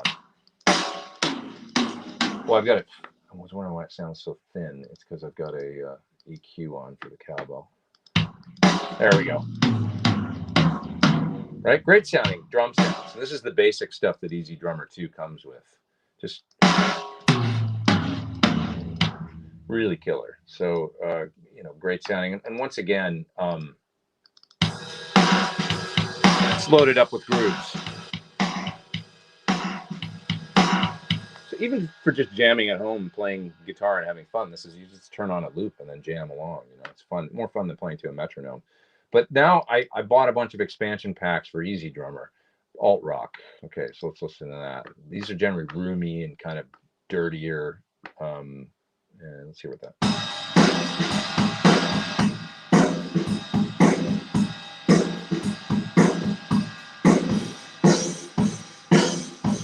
So those are cool.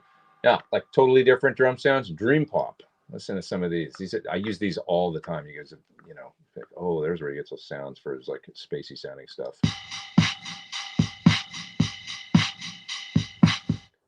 Different kit. Different kit. No. This one called Bit Crush. So here's some totally different stuff that, you know, it's just all these different colors you can use. So it's great. So that's Easy Drummer. It looks more complicated than it is. You figure it out in a couple days how to use this stuff. And I can use all those within Superior as well. They'll all pop up in Superior because the two products are, you know, from the same company. Let's go down to the bottom of the chat. Let's see. Hi from Turkey, big fan. I need a better distortion sound. Let's get back into guitar stuff. That's enough on that. But anyway, that was fun. I'm kind of glad actually the internet went out today so I could show you guys my bass stuff and the drum stuff. Fellow from Turkey, where are you? Let's see. Hi from Turkey, big fan. I need a better distortion sound from my Nova system. Preamp rig. Tried other distortion pedals, but wasn't any better. Any suggestion for a good preamp pedal that takes pedals? Well, a preamp pedal, Joyo preamp rig. Tried other distortion pedals. A preamp pedal that takes pedals well, like a guitar preamp in a pedal. Okay, the best ones that are currently out right now, in my mind, are, well, probably the most full-featured that sounds the most ampy and stuff is a Iridium from Strymon. It's got a nice Fender in there and a nice AC30, and the Marshall's cool too. The Marshall's not my total favorite because it's on the dark side, but it sounds good. And if you're using overdrives in it, you probably want the cleaner sounds anyway. You probably start with the Fender or the Vox. So try the Iridium, I would say. It's a reason. I mean, I think they're $399. It's not expensive for what it is. There's some other ones out there like What do you think? Well, I mean, you know, good old HX Stomp once again is pretty killer at like just a little more. I think they're $4.99 or something, aren't they? And it's like then you can. It's basically got all those effects built in and everything, and you could run pedals into that and use the amp models in there. The simplifier is cool. I did a video of that a little while ago. It's a simpler, all analog, simplifier, all analog box. So look at that one too. Those are some of the ones that I would try, you know. The ones that are coming to mind right now, basically. Yeah, hopefully that helps. Easy is great to learn to get used for programming, says Jeff. But the sounds in Superior are so realistic, it's hard to tell apart from real drummers sometimes. It can be if you really spend some time programming. Yeah.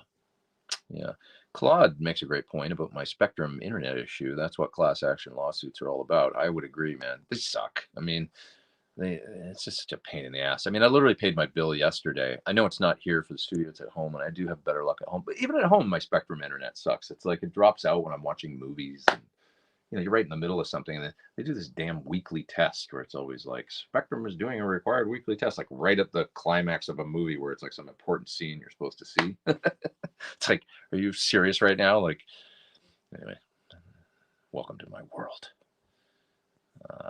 So RP says he learns more from my videos than anywhere else on the internet. Thanks, man. I'm glad you're here. Thanks for being here. Addictive Drums is pretty good and easy to use. You know, that's one I've never used, but Addictive has its devotees, you know, and had I started on that, I probably would have, you know, they're all getting, it's just like DAWs and anything really. They all get better and better, and they all learn from one another and adapt each other's features, and then they all end up pretty damn good. So I bet Addictive has got all similar stuff. You know, it's probably got the same groove browsers and all that. It's just not one I've used. I use the TuneTrack stuff, and then I use Stephen Slate drums sometimes as well. And I use one I really love these days is Butch Vig drums from it's a contact player plugin. And so Butch Vig, the famous producer, of course, did Nirvana and of course from Garbage. But it's a really fun, more machine kind of crazy sounds, not so much like straight up acoustic sounds. It's more like drum machiney, but really cool, like really explosive, crazy sounds. So that's a fun one that I'm having fun with. Yeah. You pull the SD tracks into your DAW and don't work with them in SD, says John. Yeah, that's right. You can line them up in Superior Drummer. You can do the same thing where you pull the MIDI grooves into the little groove assembler in Superior Drummer, but I don't do that. I pull them straight out into because I know how to edit MIDI in Logic, and I figure why would I do it in the, in the drum plugin? It's not it seems more complex to me, So I'll pull them right down on the grid and do it all in Logic, and that's been my workflow for years, and it works fine for me. So yeah. What else we got here? Thanks for the drum demo, says my knees hurt. You bet, of course.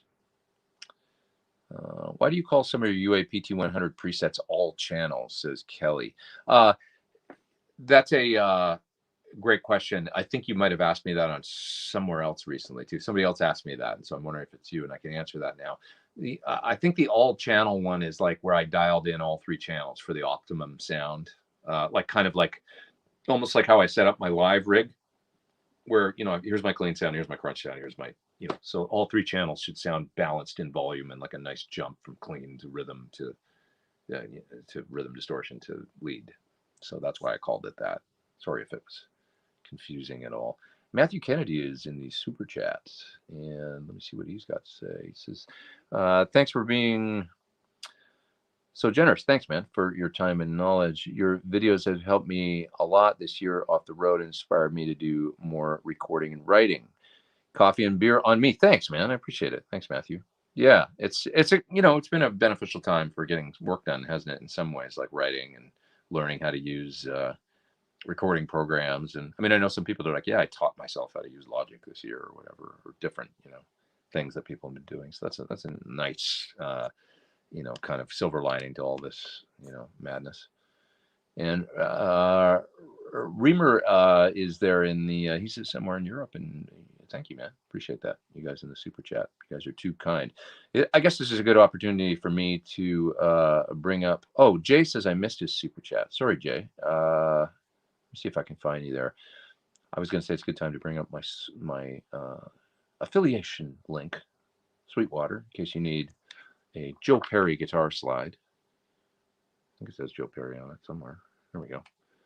From Sweetwater. Down in the video description below. That always helps support the channel. Joe, I'm looking back through the chat. It's sorry, it's a little tough because I'm literally on my phone, so I've got this tiny little screen, and I'm streaming back through the chat and trying to find your chat. And I'm going to ask you to just type it in again if I can't find it here. Yeah, it doesn't go back that far. Joe, I'm sorry.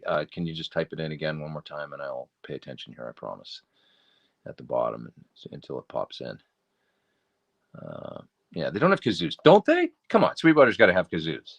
If they don't, I'm going to tell them that they're missing out because I've been promoting kazoos on Sweetwater for many, many weeks now.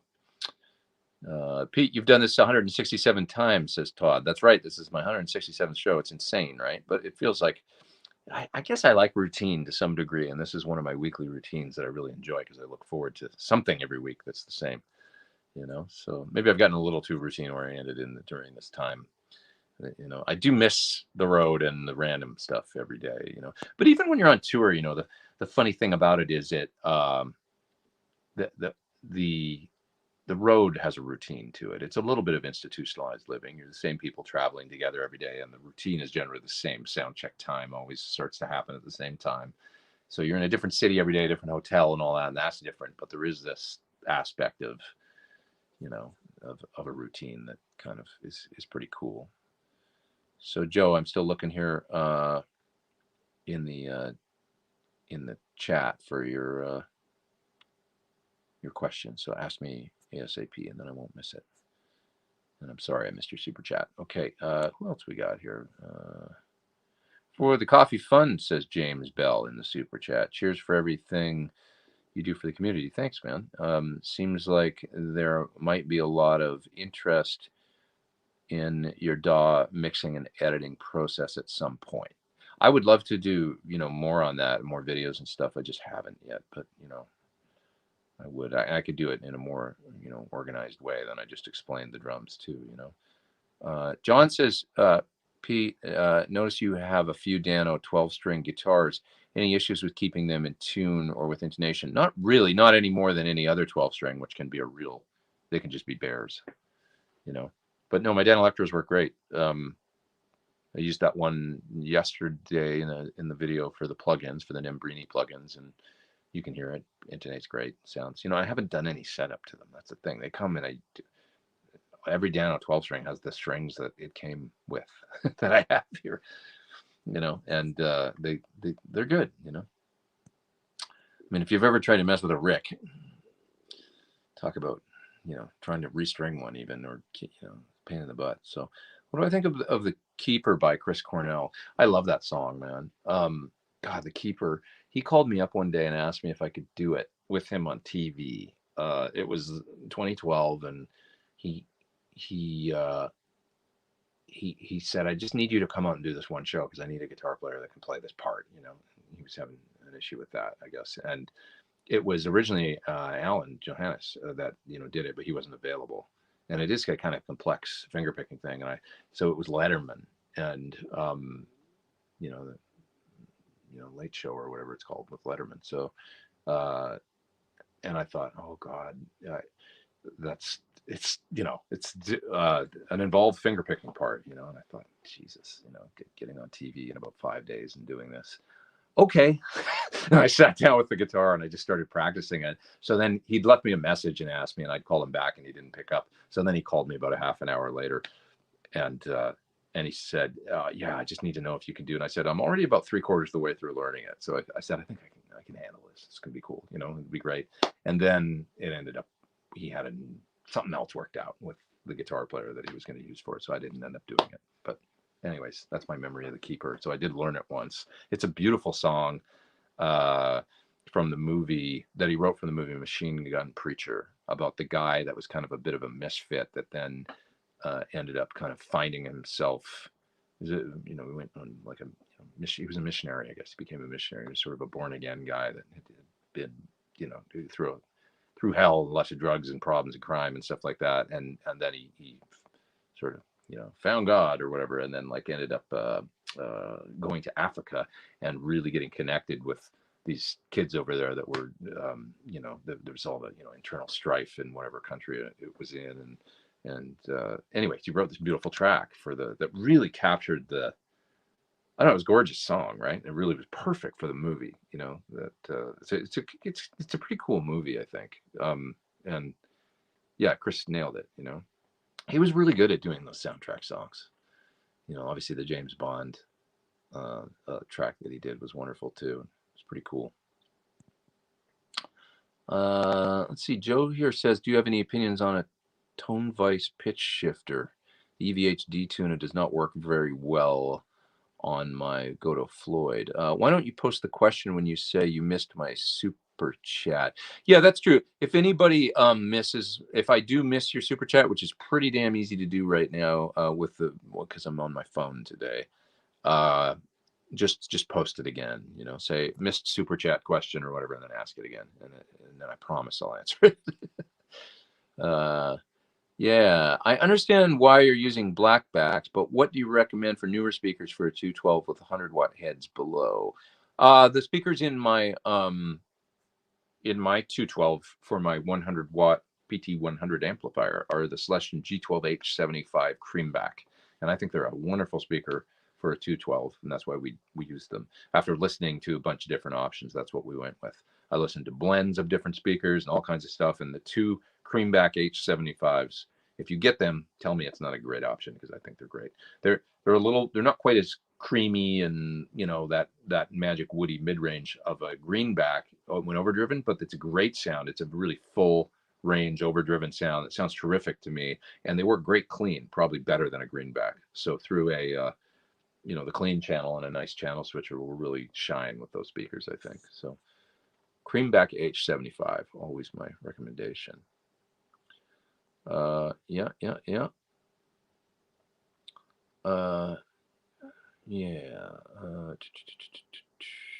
Rickenbacker is a bit tedious at the tailpiece. I agree. Hard to imagine a 12. Yeah, a 12 string is just a nightmare on a Rickenbacker.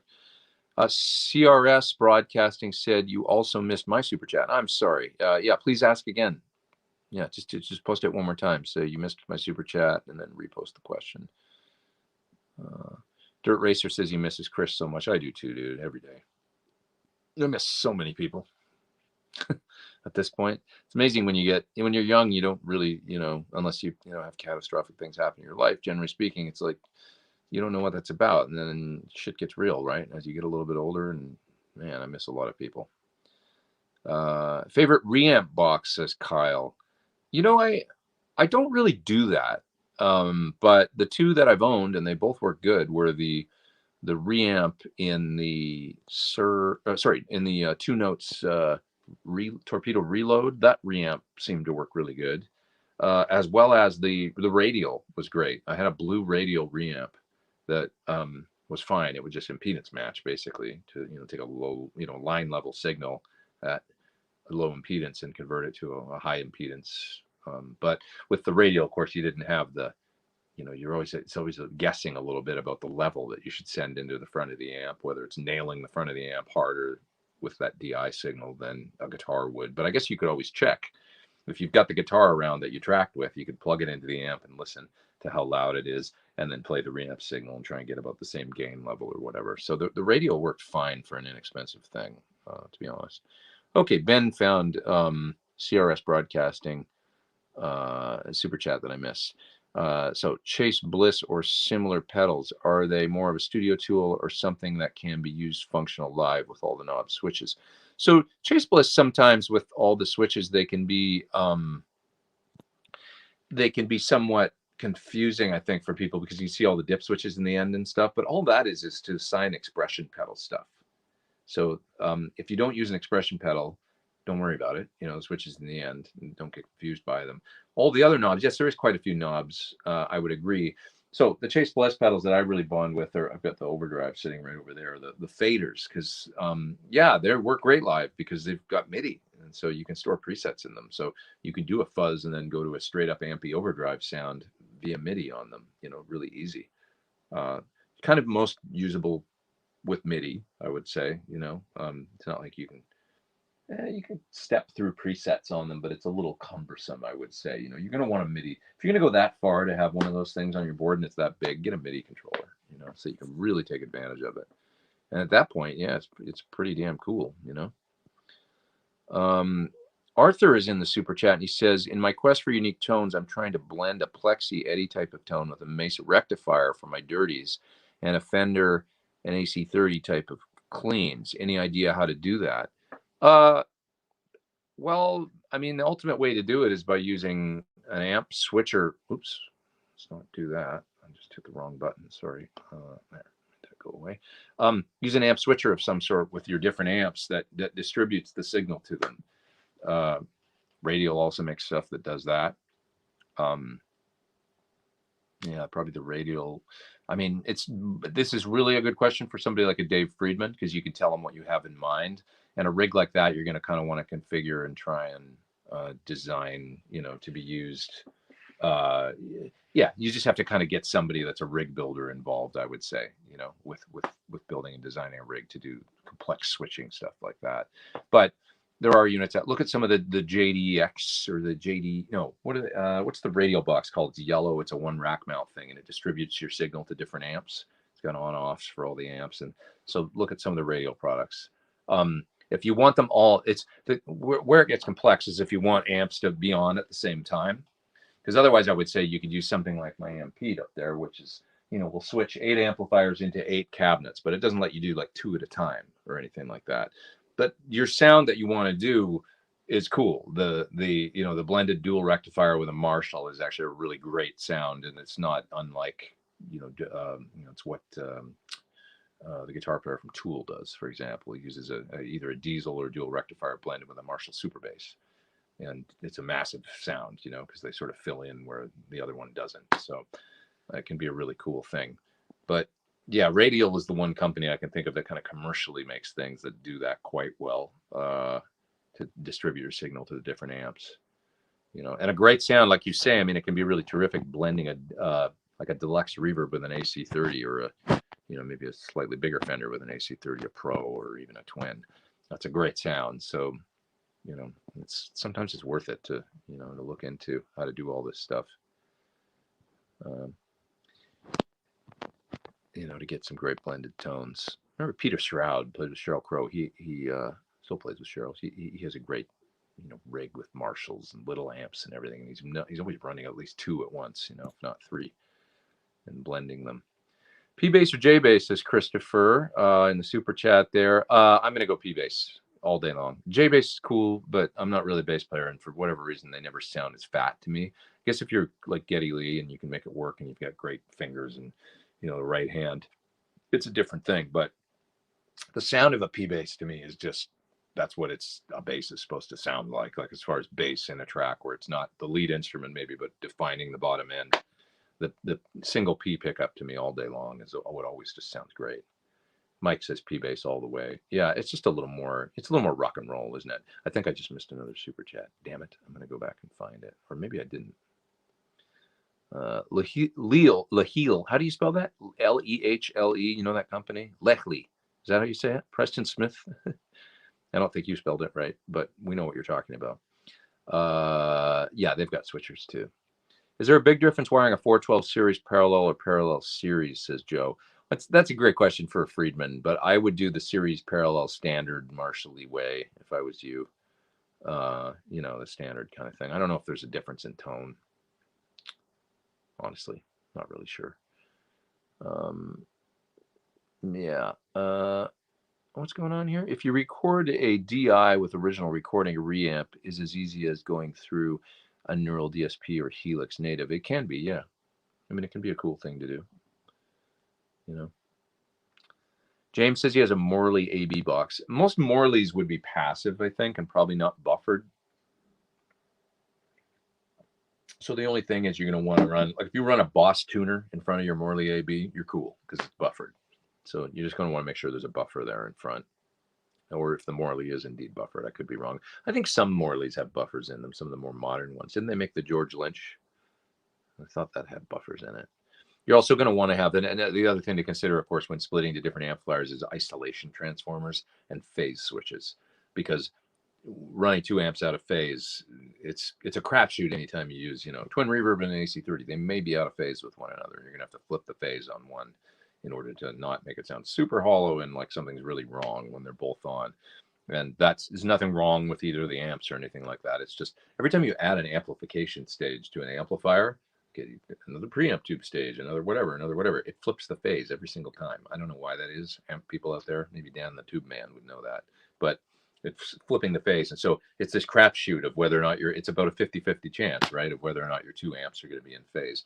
And when you're talking about 3 amps, now so, and then isolation transformers, talked about it before at no end, but it's like every time you get another path to ground, you're going to get a ground loop. So you only want to have one path to ground. So you've got to have a switcher that allows you to isolate, transform or isolate, and flip the phase on every single out when you're combining amps. It's a bit of work doing rigs like that, but it can be worth it.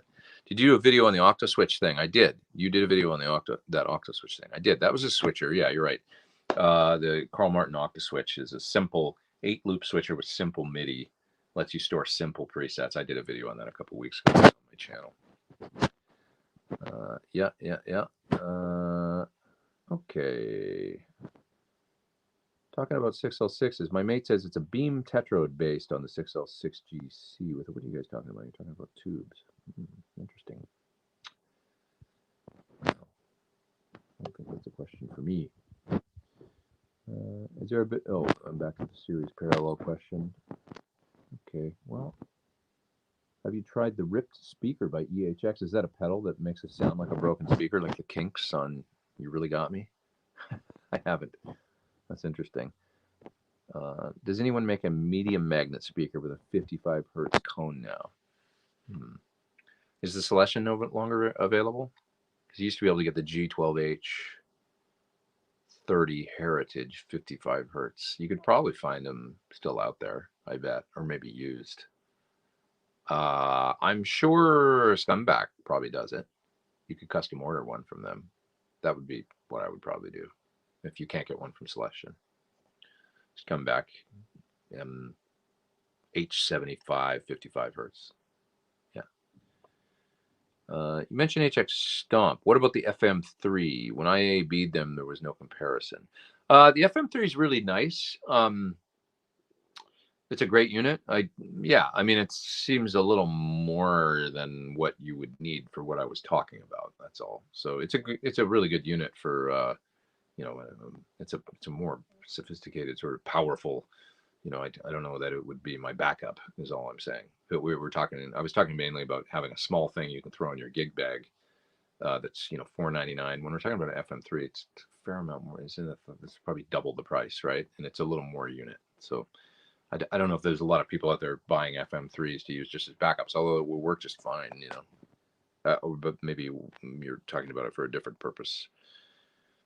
Blake says, I was watching your Chris Cornell memories yesterday and I was brought to tears. Thank you for sharing that and leaving online. Thanks, man. Yeah, I think I mentioned back when I did that, I was almost like, why did I do that? But that's what I felt like doing that day. I felt like talking and just getting it out, but I was in shock. And somebody even said that in the comments, like that I think he's in shock, and I was certainly in shock, but at that point I'd been doing these kind of things for a little while. And I guess this felt like a comfortable way for me to talk and communicate. And that's just what I felt like doing.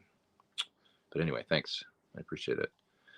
Okay, the nut buster is basically a locking nut with fine tuners that attaches to the strings, no mods or routing needed. Really? Never heard of it. If I had internet here, if the internet was back up, I would look it up right now so that I could see it, but I don't think the internet is up. So, where is it? Oh, the internet's back on. Well, we've gone for 2 hours on the phone here anyway, and it worked out. So I'm not going to get. But let's take a look at the nut buster. Nut buster walking nut. Never heard of this thing. Never seen it. You guys always teach me something every week, and for that I thank you. So let's check it out here. Oh, look at that, the guitar nut buster. All right, let's look at it together. here it is. I never heard of this thing. Take control of tuning problems. Home. I think this is the home.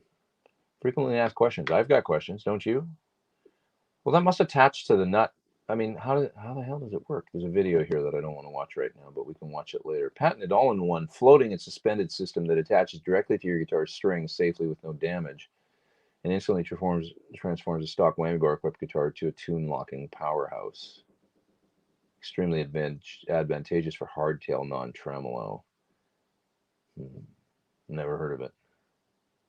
Non-damaging the... Oh, look at that. How does it... Really? How does it attach to the headstock? I don't get it. Floating and suspended attaches directly to the strings. The string's still it's still going through the nut, which is the major source of problems. I don't know, dude. Maybe on a Les Paul, but this is the issue right here. You know, the strings. I mean, a Kaler used to kind of work okay, but the nut is still in play. So, and to be honest, to tell you the truth, with my experience, most of the problems, well, not most of the problems, but like a Sir has a, you know, if you've got a Sir with locking tuners, you've already got that kind of tuning stability with a 510 bridge, right? It's got locking tuners and there's a nut. So why put another lock in between there? So I would do locking tuners before I would do that with a proper nut. But beyond that, most of the problems that I experienced were at the bridge on my Sirs that had 510s, you know, with the string lifting on the E and the G. I've talked about it at length kind of, and how when we went to the Wilkinson bridge, I experienced better tuning stability because now you're locking the string of the saddle like a Floyd does. So I don't know. I mean, your mileage may vary, I guess, but you know what I'm saying. So I think I missed another super chat. I'm gonna go back and find that there. Sorry about that. But anyways, you tell me what you think. Have you guys tried it? Has anybody out there tried that thing? Anybody out there tried it? I would love to know. If I missed a super chat, I apologize and ask in the bottom right now, and I will answer. Just get a flight and be done with it, says John, with his Eddie Van Halen kind of avatar thing, right? It's like, of course, and that's what Eddie did. Yeah, you know, with my bridge, I like Floyd's on some guitars, you know, they're cool still, but my bridge really, it's like, it's as good as a Floyd, man. With locking tuners, not quite, because you still do have the nut, and the nut has to be perfect, for sure. But with locking tuners and the Wilkinson, I've got killer tuning stability, you know, on my guitar, my signature guitar, really do. How do you like the Synergy? Oh shit. How do you? There was a question about Synergy in the chat jumps. Try and find it again. Okay, there it is. It's Andrew. How do you like the Synergy system and modules? Do you ever find yourself going to the modules over the originals that you have? So yeah, I've got it sitting there because I've made some videos for the preamps. I like it. I think it's pretty cool. I really like the heavier ones because they give me alternative tones here that I haven't until recently, because now I have an SLO 100 here, you know, some alternative heavy tones to, because my main amps are obviously my signature amps, but I was like, yeah, it'd be nice to have an Engel or a Soldano for some different kind of grind that isn't Marshall necessarily, you know. So for that, I really enjoy it. Would I use it over the originals? No, I don't think so, because I've got the original stuff here, like my 72 Marshall or my, you know, whatever, you know, the amps that, you know, I've got a great AC30 up there in the top hat. So I would tend to, I tend to think that amps are, I mean, I'm not knocking it at all. I think the Synergy's cool, you know, but it's just when you have the same power amp and then a bunch of different preamps, it's not quite the same as getting a true AC30 with the EL84s and stuff, right? Is it, you know? So, or you know, the Soldano power amp. I mean, a lot of people always talked about the transformers in Soldanos as being a huge part of the tone of the amp, you know. So Young or something, whoever made the original. So you're taking that out of the equation, I guess, you know, transformers with the originals. So there's something about all the components of the amp working together for the sound where I'll always do that. But first, to get close and get, you know, they definitely get close, and it's a cool way to get a bunch of different flavors and colors, you know. And you know, at the end of the day, it might be a better sound than getting the whole thing to, you know what I mean? Like could be somebody that's got an Engel Savage module for Synergy or whatever, builds their whole tone around like that setup, and then it doesn't sound the same if they don't use that thing, you know. So it doesn't matter. I will say I love that Steve Vai module. It's really nice. It's very unique. It's an alternative sound to Marshall, and it makes a lot of sense after meeting Steve and talking with him about what he wants. What he didn't like about modded Marshalls and things like that was that, you know, that kind of like maybe a little bit of the aggressive sort of searing character that a Marshall that's modded can have. He actually likes a smoother, more full-bodied single note lead sound, because he says, you know, after, you know, if you play on stage and you're the lead vocal basically, which he is, for an hour and a half or whatever every night, it can get pretty irritating if it's that sound over and over again. I could see that if you're not playing a hell of a lot of chords, you know, if you're mainly like living in that lead guitar land all the time, a great big fat lead sound can be, you know. So his module does that really well. It's got a different kind of character. It's really nice for liquid single note kind of soloing stuff. And then the clean channel is a beautiful kind of blackface sounding Fender affair. So sounds really good. Yeah. Yeah. Steve Vai has a unique tone that is definitely his own, says Arthur. I agree. Yeah. It's got he's got that, you know, full mid without too much cut that can get annoying, you know. Maybe if you heard it over and over again, not just for an 8-bar guitar solo. So, do you find? Oh, it's an interesting question. Do you find it hard to stay sober on the road? You know, it's a really good question, and it's been the plight of many musicians over the years. You definitely have to keep an eye on your activities on the road, you know, because it can get really, really easy to, you know, like if you have a drink before the show to kind of loosen up, and then maybe you have one during the show, or maybe not, maybe just one after the show, and then let's have one more on the bus or whatever, you know. Before you know it, you can look back on the last 5 weeks and go, well, I pretty much had like 3 or 4 drinks every day. Now, I mean, I'm talking conservatively, without maybe even feeling it after you build a bit of a tolerance. Like you can say to yourself, like, I think I've had like 3 or 4 drinks every day for the last 5 weeks, you know. That could be a thing where you're like, I should probably like chill out a little bit on that, you know, and get a handle on it. And I think that's what happens, is it just becomes a way of life, and it becomes normal, and everybody around you is kind of doing the same thing. Or if they're not, then, I mean, this is a little more, you know, people are more aware now because we've been through decades of rock and roll and excess and stuff, and folks are more aware. But I still think that's probably something that younger bands, I think younger people are like more aware of this stuff now, though. Like, maybe I'm wrong, but younger people seem smarter about this stuff, about, you know, excess. And like after going through the 90s was kind of like seemed like the 80s was a decade of excess, but then the 90s kind of got darker, because then there was like a lot of hard drugs and stuff. There's hard drugs in the 80s too, but you saw a lot of people die in the 90s, you know, where the heroin kind of came back around and stuff, and it was just a dark time. So I think coming out of all of that, maybe, I mean, there's still obviously there's casualties and stuff like that, but it seems like that's a little, it just seems a little, I don't want to discount like the severity of it, but it seems a little blasé maybe to young people, or like whatever the word is, you know. It seems a little like, oh, that's ridiculous, you know, like, and I don't know. I'd say generally sense that young people are a little more aware of like these days than I remember people being in the 80s or 90s, like a little more aware of the dangers of drugs and, you know, excess and drinking and stuff like that. So so that's a good thing. But yeah, you got to keep a lid on it, you know. I just try and never get too confident with anything, you know, food or alcohol or any of that stuff. I try and never think, well, you're above, you don't have a problem. Oh, I don't have a problem. I never think that. It's like, I think everybody actually has the potential to maybe have a problem, you know, with excess and addictions and stuff like that. And I am not immune to any of that. And so I try and keep like just a mental, like, where are we, you know, step above yourself and look down and like, are we okay right now? Or should we be considering that maybe it's time to chill out a little bit, you know? So, yeah. You know, that's something I think about for sure, you know? Yeah. Crap Guitar Show says 80s were cocaine and hookers, 90s became heroin and morphine. That's kind of true. Like the sex went out of music, didn't it? And with that went the, maybe the party cocaine and hookers, and it became more about like, just tuning out or something, or medicating. Let's get back to guitar. For a Strat, says ZSX, you can buy the Wilkinson locking saddles like PT Sir and good locking tuners for less than that Nutbuster thing.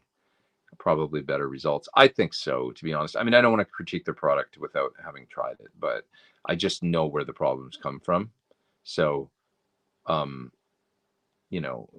that, so that was super chat there. Thank you for that.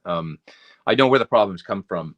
And the problems are with the strings lifting off the bridge and then returning to a different place when the bridge settles back down. And also, if the nut isn't right, that's a huge problem. But if the nut is great, you got locking tuners and you're locked at the saddles, you are golden. So that's after years of experimentation. So I think you're right, Zed. Sorry, I keep clicking on excerpt from Ben Coombs, who has led a life of changed behavior. There is a sainthood talk still going on in Ben's neighborhood. Interesting. Okay. I've got super chats here and I'm trying to highlight them, so bear with me for 2 seconds.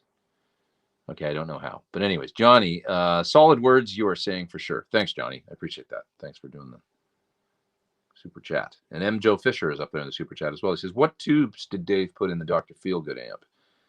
Oops. Sorry, highlighting stuff that I'm not talking about. The Dr. Feelgood amp, for those that joined, is just sitting right there. It's at 73 Marshall. That was EH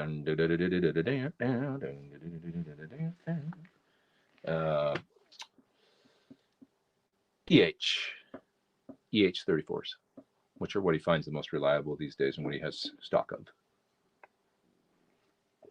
And they sound great. It's got all JJs in the front end. Who knows how long they've been in there for, but that's what's in there, and it sounds good, so we didn't change them. So it's generally not my favorite tube, but hey, it sounds great, so don't screw with it if it ain't broke. Yeah. What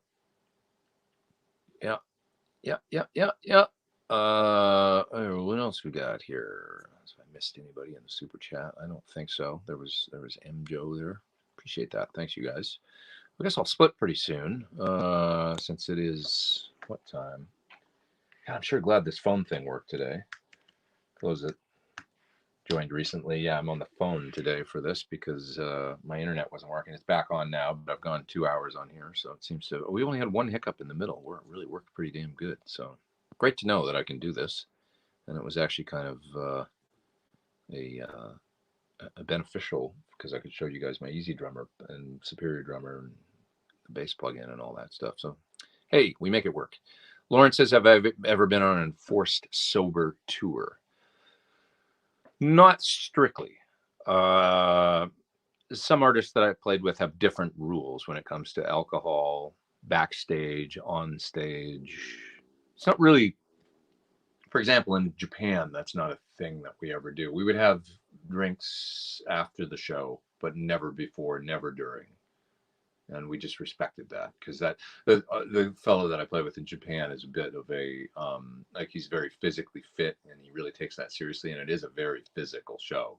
And I don't mean sloppy physical where you could like, it's like there's a lot of you got to be on the game. I will say like a half a glass of wine before that show would be nice just to ease in. But it's not something I ever did, ever, not even on one gig, because it just wasn't something that I just knew that wasn't something that he liked. It wasn't even enforced. It was just like you knew it. So I don't know how else to say it. Then there's other artists I played with that are just fine with having a drink before the show. And so that could even be seen as a beneficial, a little bit more of the old school. But yeah, a super enforced sober tour. Chris Cornell was a sober guy, and there was no alcohol allowed in the venue backstage, but the band was on a separate bus, so we had our own bus that we could do what we wanted on, basically. Yeah. But it was very kind of hardcore, like no anything around Chris where he was. That was which was not hard to, you know, it was a thing that we all respected because he stayed away from everything. So yeah, it just depends. Every no two situations are the same. It's interesting, you know. It's always different. Yeah. What was it? Do as the artist one plays with. Yeah, that's good advice, Svenzia. Do as the artist who one plays with.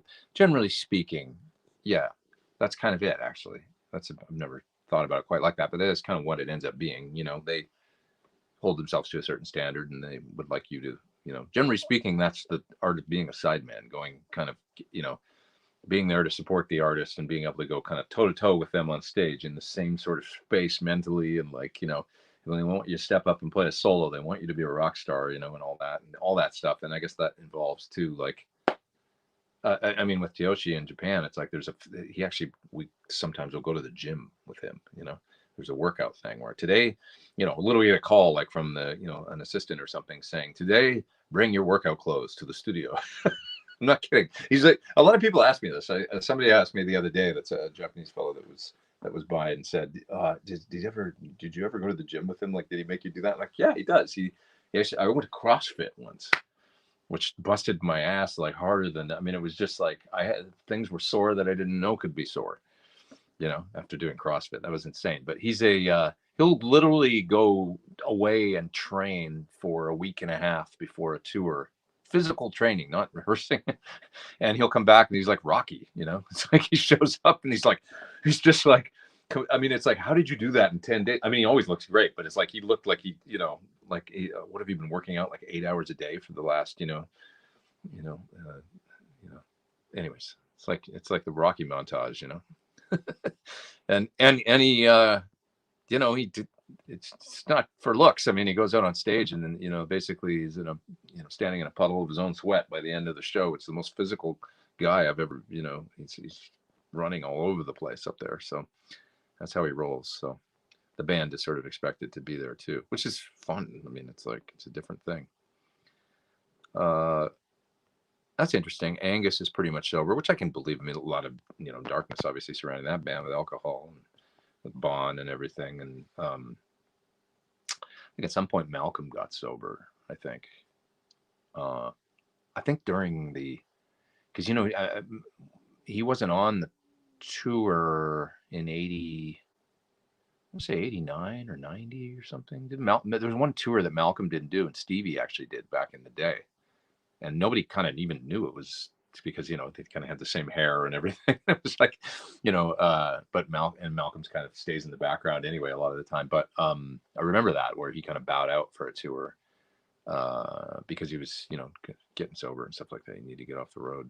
So yeah. Pete, will you get Jason Hook on the show? I don't know Jason, but I'd like to have him on. I've never met him. I've never spoken with him. Yeah. I would like to have him on the show. I will get some new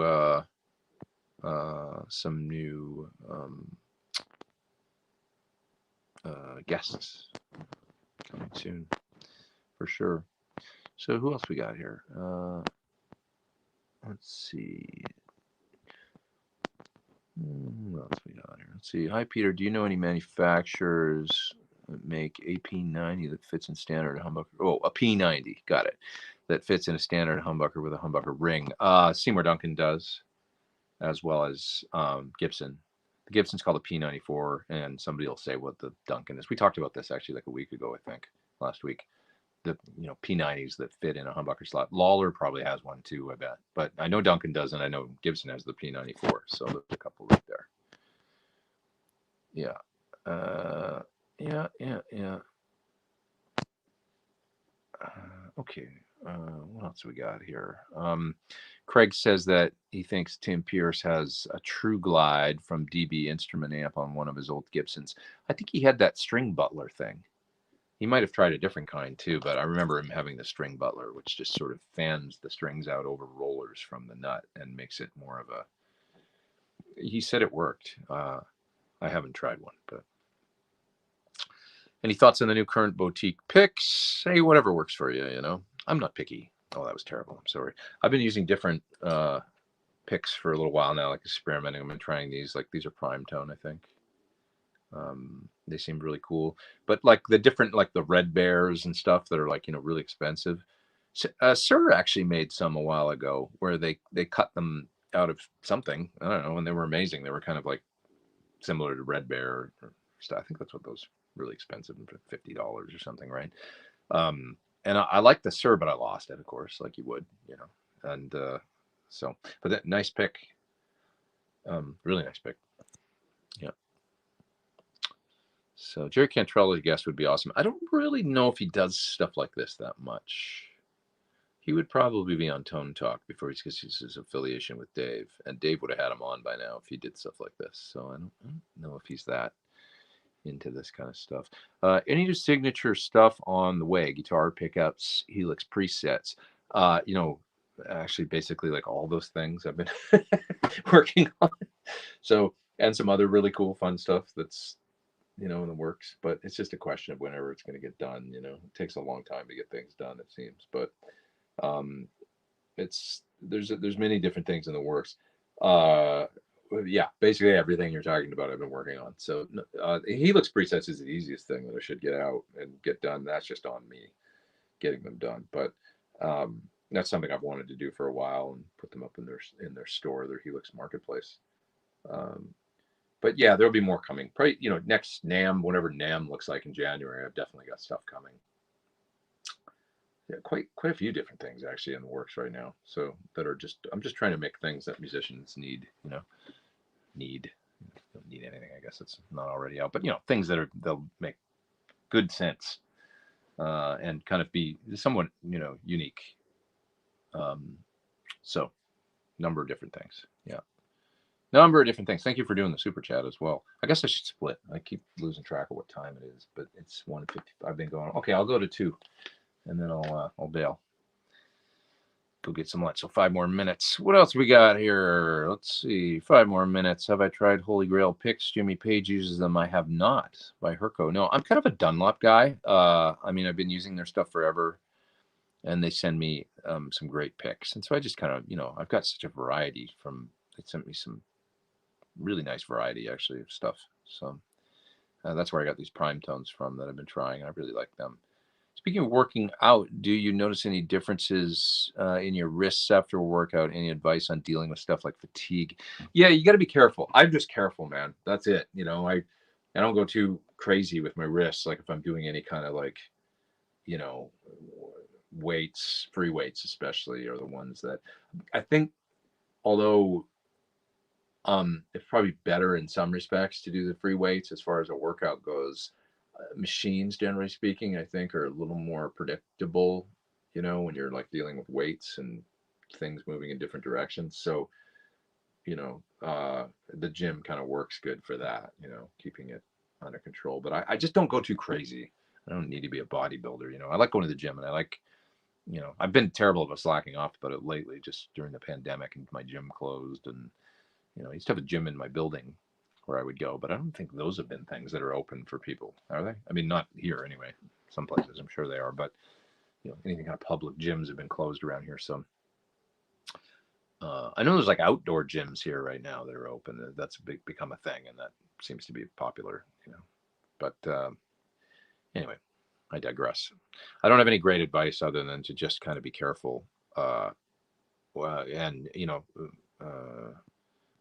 Yeah, so somebody says mind bother me after pull-ups and weights, especially push-ups. Yeah, push-ups with the angle, that can be, I know what you mean. It's a little like, so maybe better, that's why I say like at the gym, you can use a machine for doing things like a bench press or a chest, you know, that are more that, you know, will get some of the similar things of a push-up without that kind of strain on your wrists of, you know, so it just seems to be the safest to me. I'm not saying that from a sports medicine perspective or something, but that consistency of not having, yeah, like anything, that's great advice, I guess, from Robert. Form is everything. I agree, Robert. I think that's what I'm trying to say, and you're just much more articulate about it than I am. Yeah, yeah, yeah. So I collapsed during push-ups last Friday. I had a corona and was trying to get back into it. Oh, Corona. I thought you meant you drank. My first thought was you had a Corona and then did some push-ups. That's what I thought. Take it easy, man. If you've had that thing, you wanna take it easy. You know, don't go too crazy. But yeah, I pictured you drinking a Corona and then dropping and giving us 25. So I guess that tells you where the question about drinking earlier. That's where my head is at. Yeah. I'm such a dummy sometimes. The Holy Grail are made by Dunlop. That's interesting. I used old molds from the 60s. That's a pick that I haven't tried yet, I don't think. Have I tried the Marshall Studio series? Yeah, a little bit. I tried the Plexi one, not the 800. And it's cool, actually. I tried the combo, and I thought it sounded pretty good. Had a very microphonic preamp tube, the one I tried. But other than that, the tone was, I was like, yeah, that sounds basically there. I mean, and certainly, you know, they're a moddable kind of platform that if you wanted to make tweaks, you could. So I think pretty cool overall. I guess I should wrap it up and get into, you know, I gotta continue on my Dr. Feelgood path here and also get some lunch. So would be cool to get Russ Parrish on. Even better if he'd be out of character. I don't know if that's a thing he does either. You know, he might not be down. He might have to be Satchel, which would make for an interesting couple hours. But all the Sir artists would be nice guests. Andy, Scott. I should totally have Andy. And Andy asked me to do his show too, and we've just never connected on it. But I'd love to do that, or Scott for sure. Ian, you know, that'd be great. I totally agree with you, actually. Would be great if you had Warren DeMartini on the show.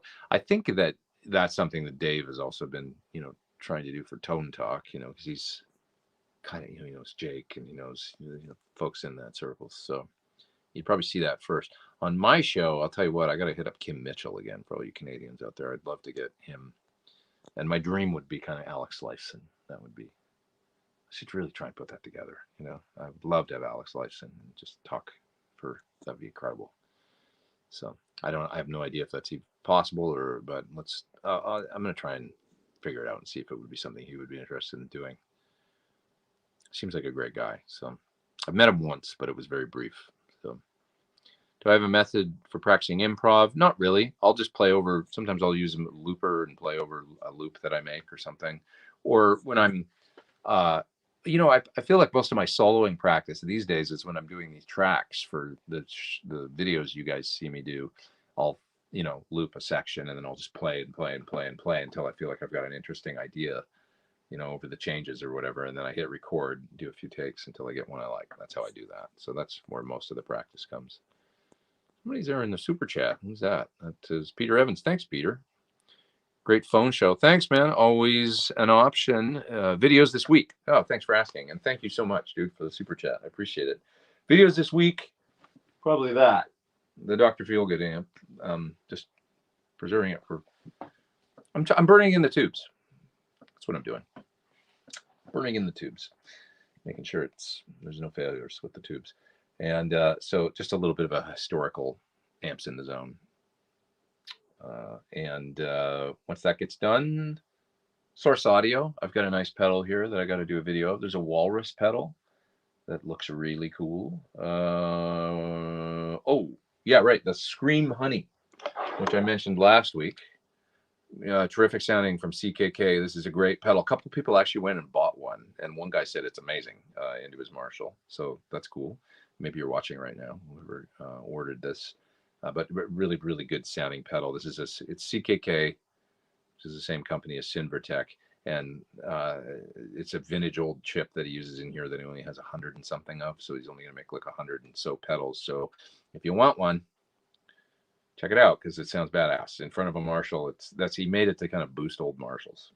It's killer sounding in front of a Marshall, sizzly and lovely. What else? Overloud contacted me about a video. I've got a Fender thing here to do a video for. So that's coming. I got a ton to get to. So the next month or so is talking to Taylor as well about some acoustics. I have some beautiful Taylor guitars that, and I suggested we make a video. Some new ones that they sent me for opinion, things like that. So that'll be coming. What else? I don't know. That's enough. I think that's enough for now. So you guys are the greatest. Thanks for being here every week. And thanks for bearing with me during the, internet outage, phone chat. I can't believe how well this worked, actually. StreamYard for phone. It's brilliant. It's really good. Bet Paul Stanley would do your show. You know, I'd love to have Paul Stanley. That'd be amazing. I follow him on Twitter, and he's a pleasure. What a great guy. He's got always he cooks amazing Italian meals every night and posts pictures of his food. If you don't follow him on Twitter, you should. It's great. Seems like a terrific dude.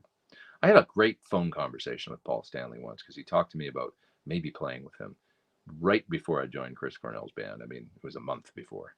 And so in retrospect, it all worked out the way it was supposed to. But we did have a great talk on the phone, and he was very nice, and we had a good, I don't know, he seemed like a terrific guy. He was very nice. He called me out of the blue one day. I swear. Paul Stanley. How about that? From Kiss, the hottest band in the world. Okay, I'm going to split. I'll see you guys next week. If you're here, please be here. I'll be here. Don't leave me hanging. Thanks, y'all. Appreciate you. Take care.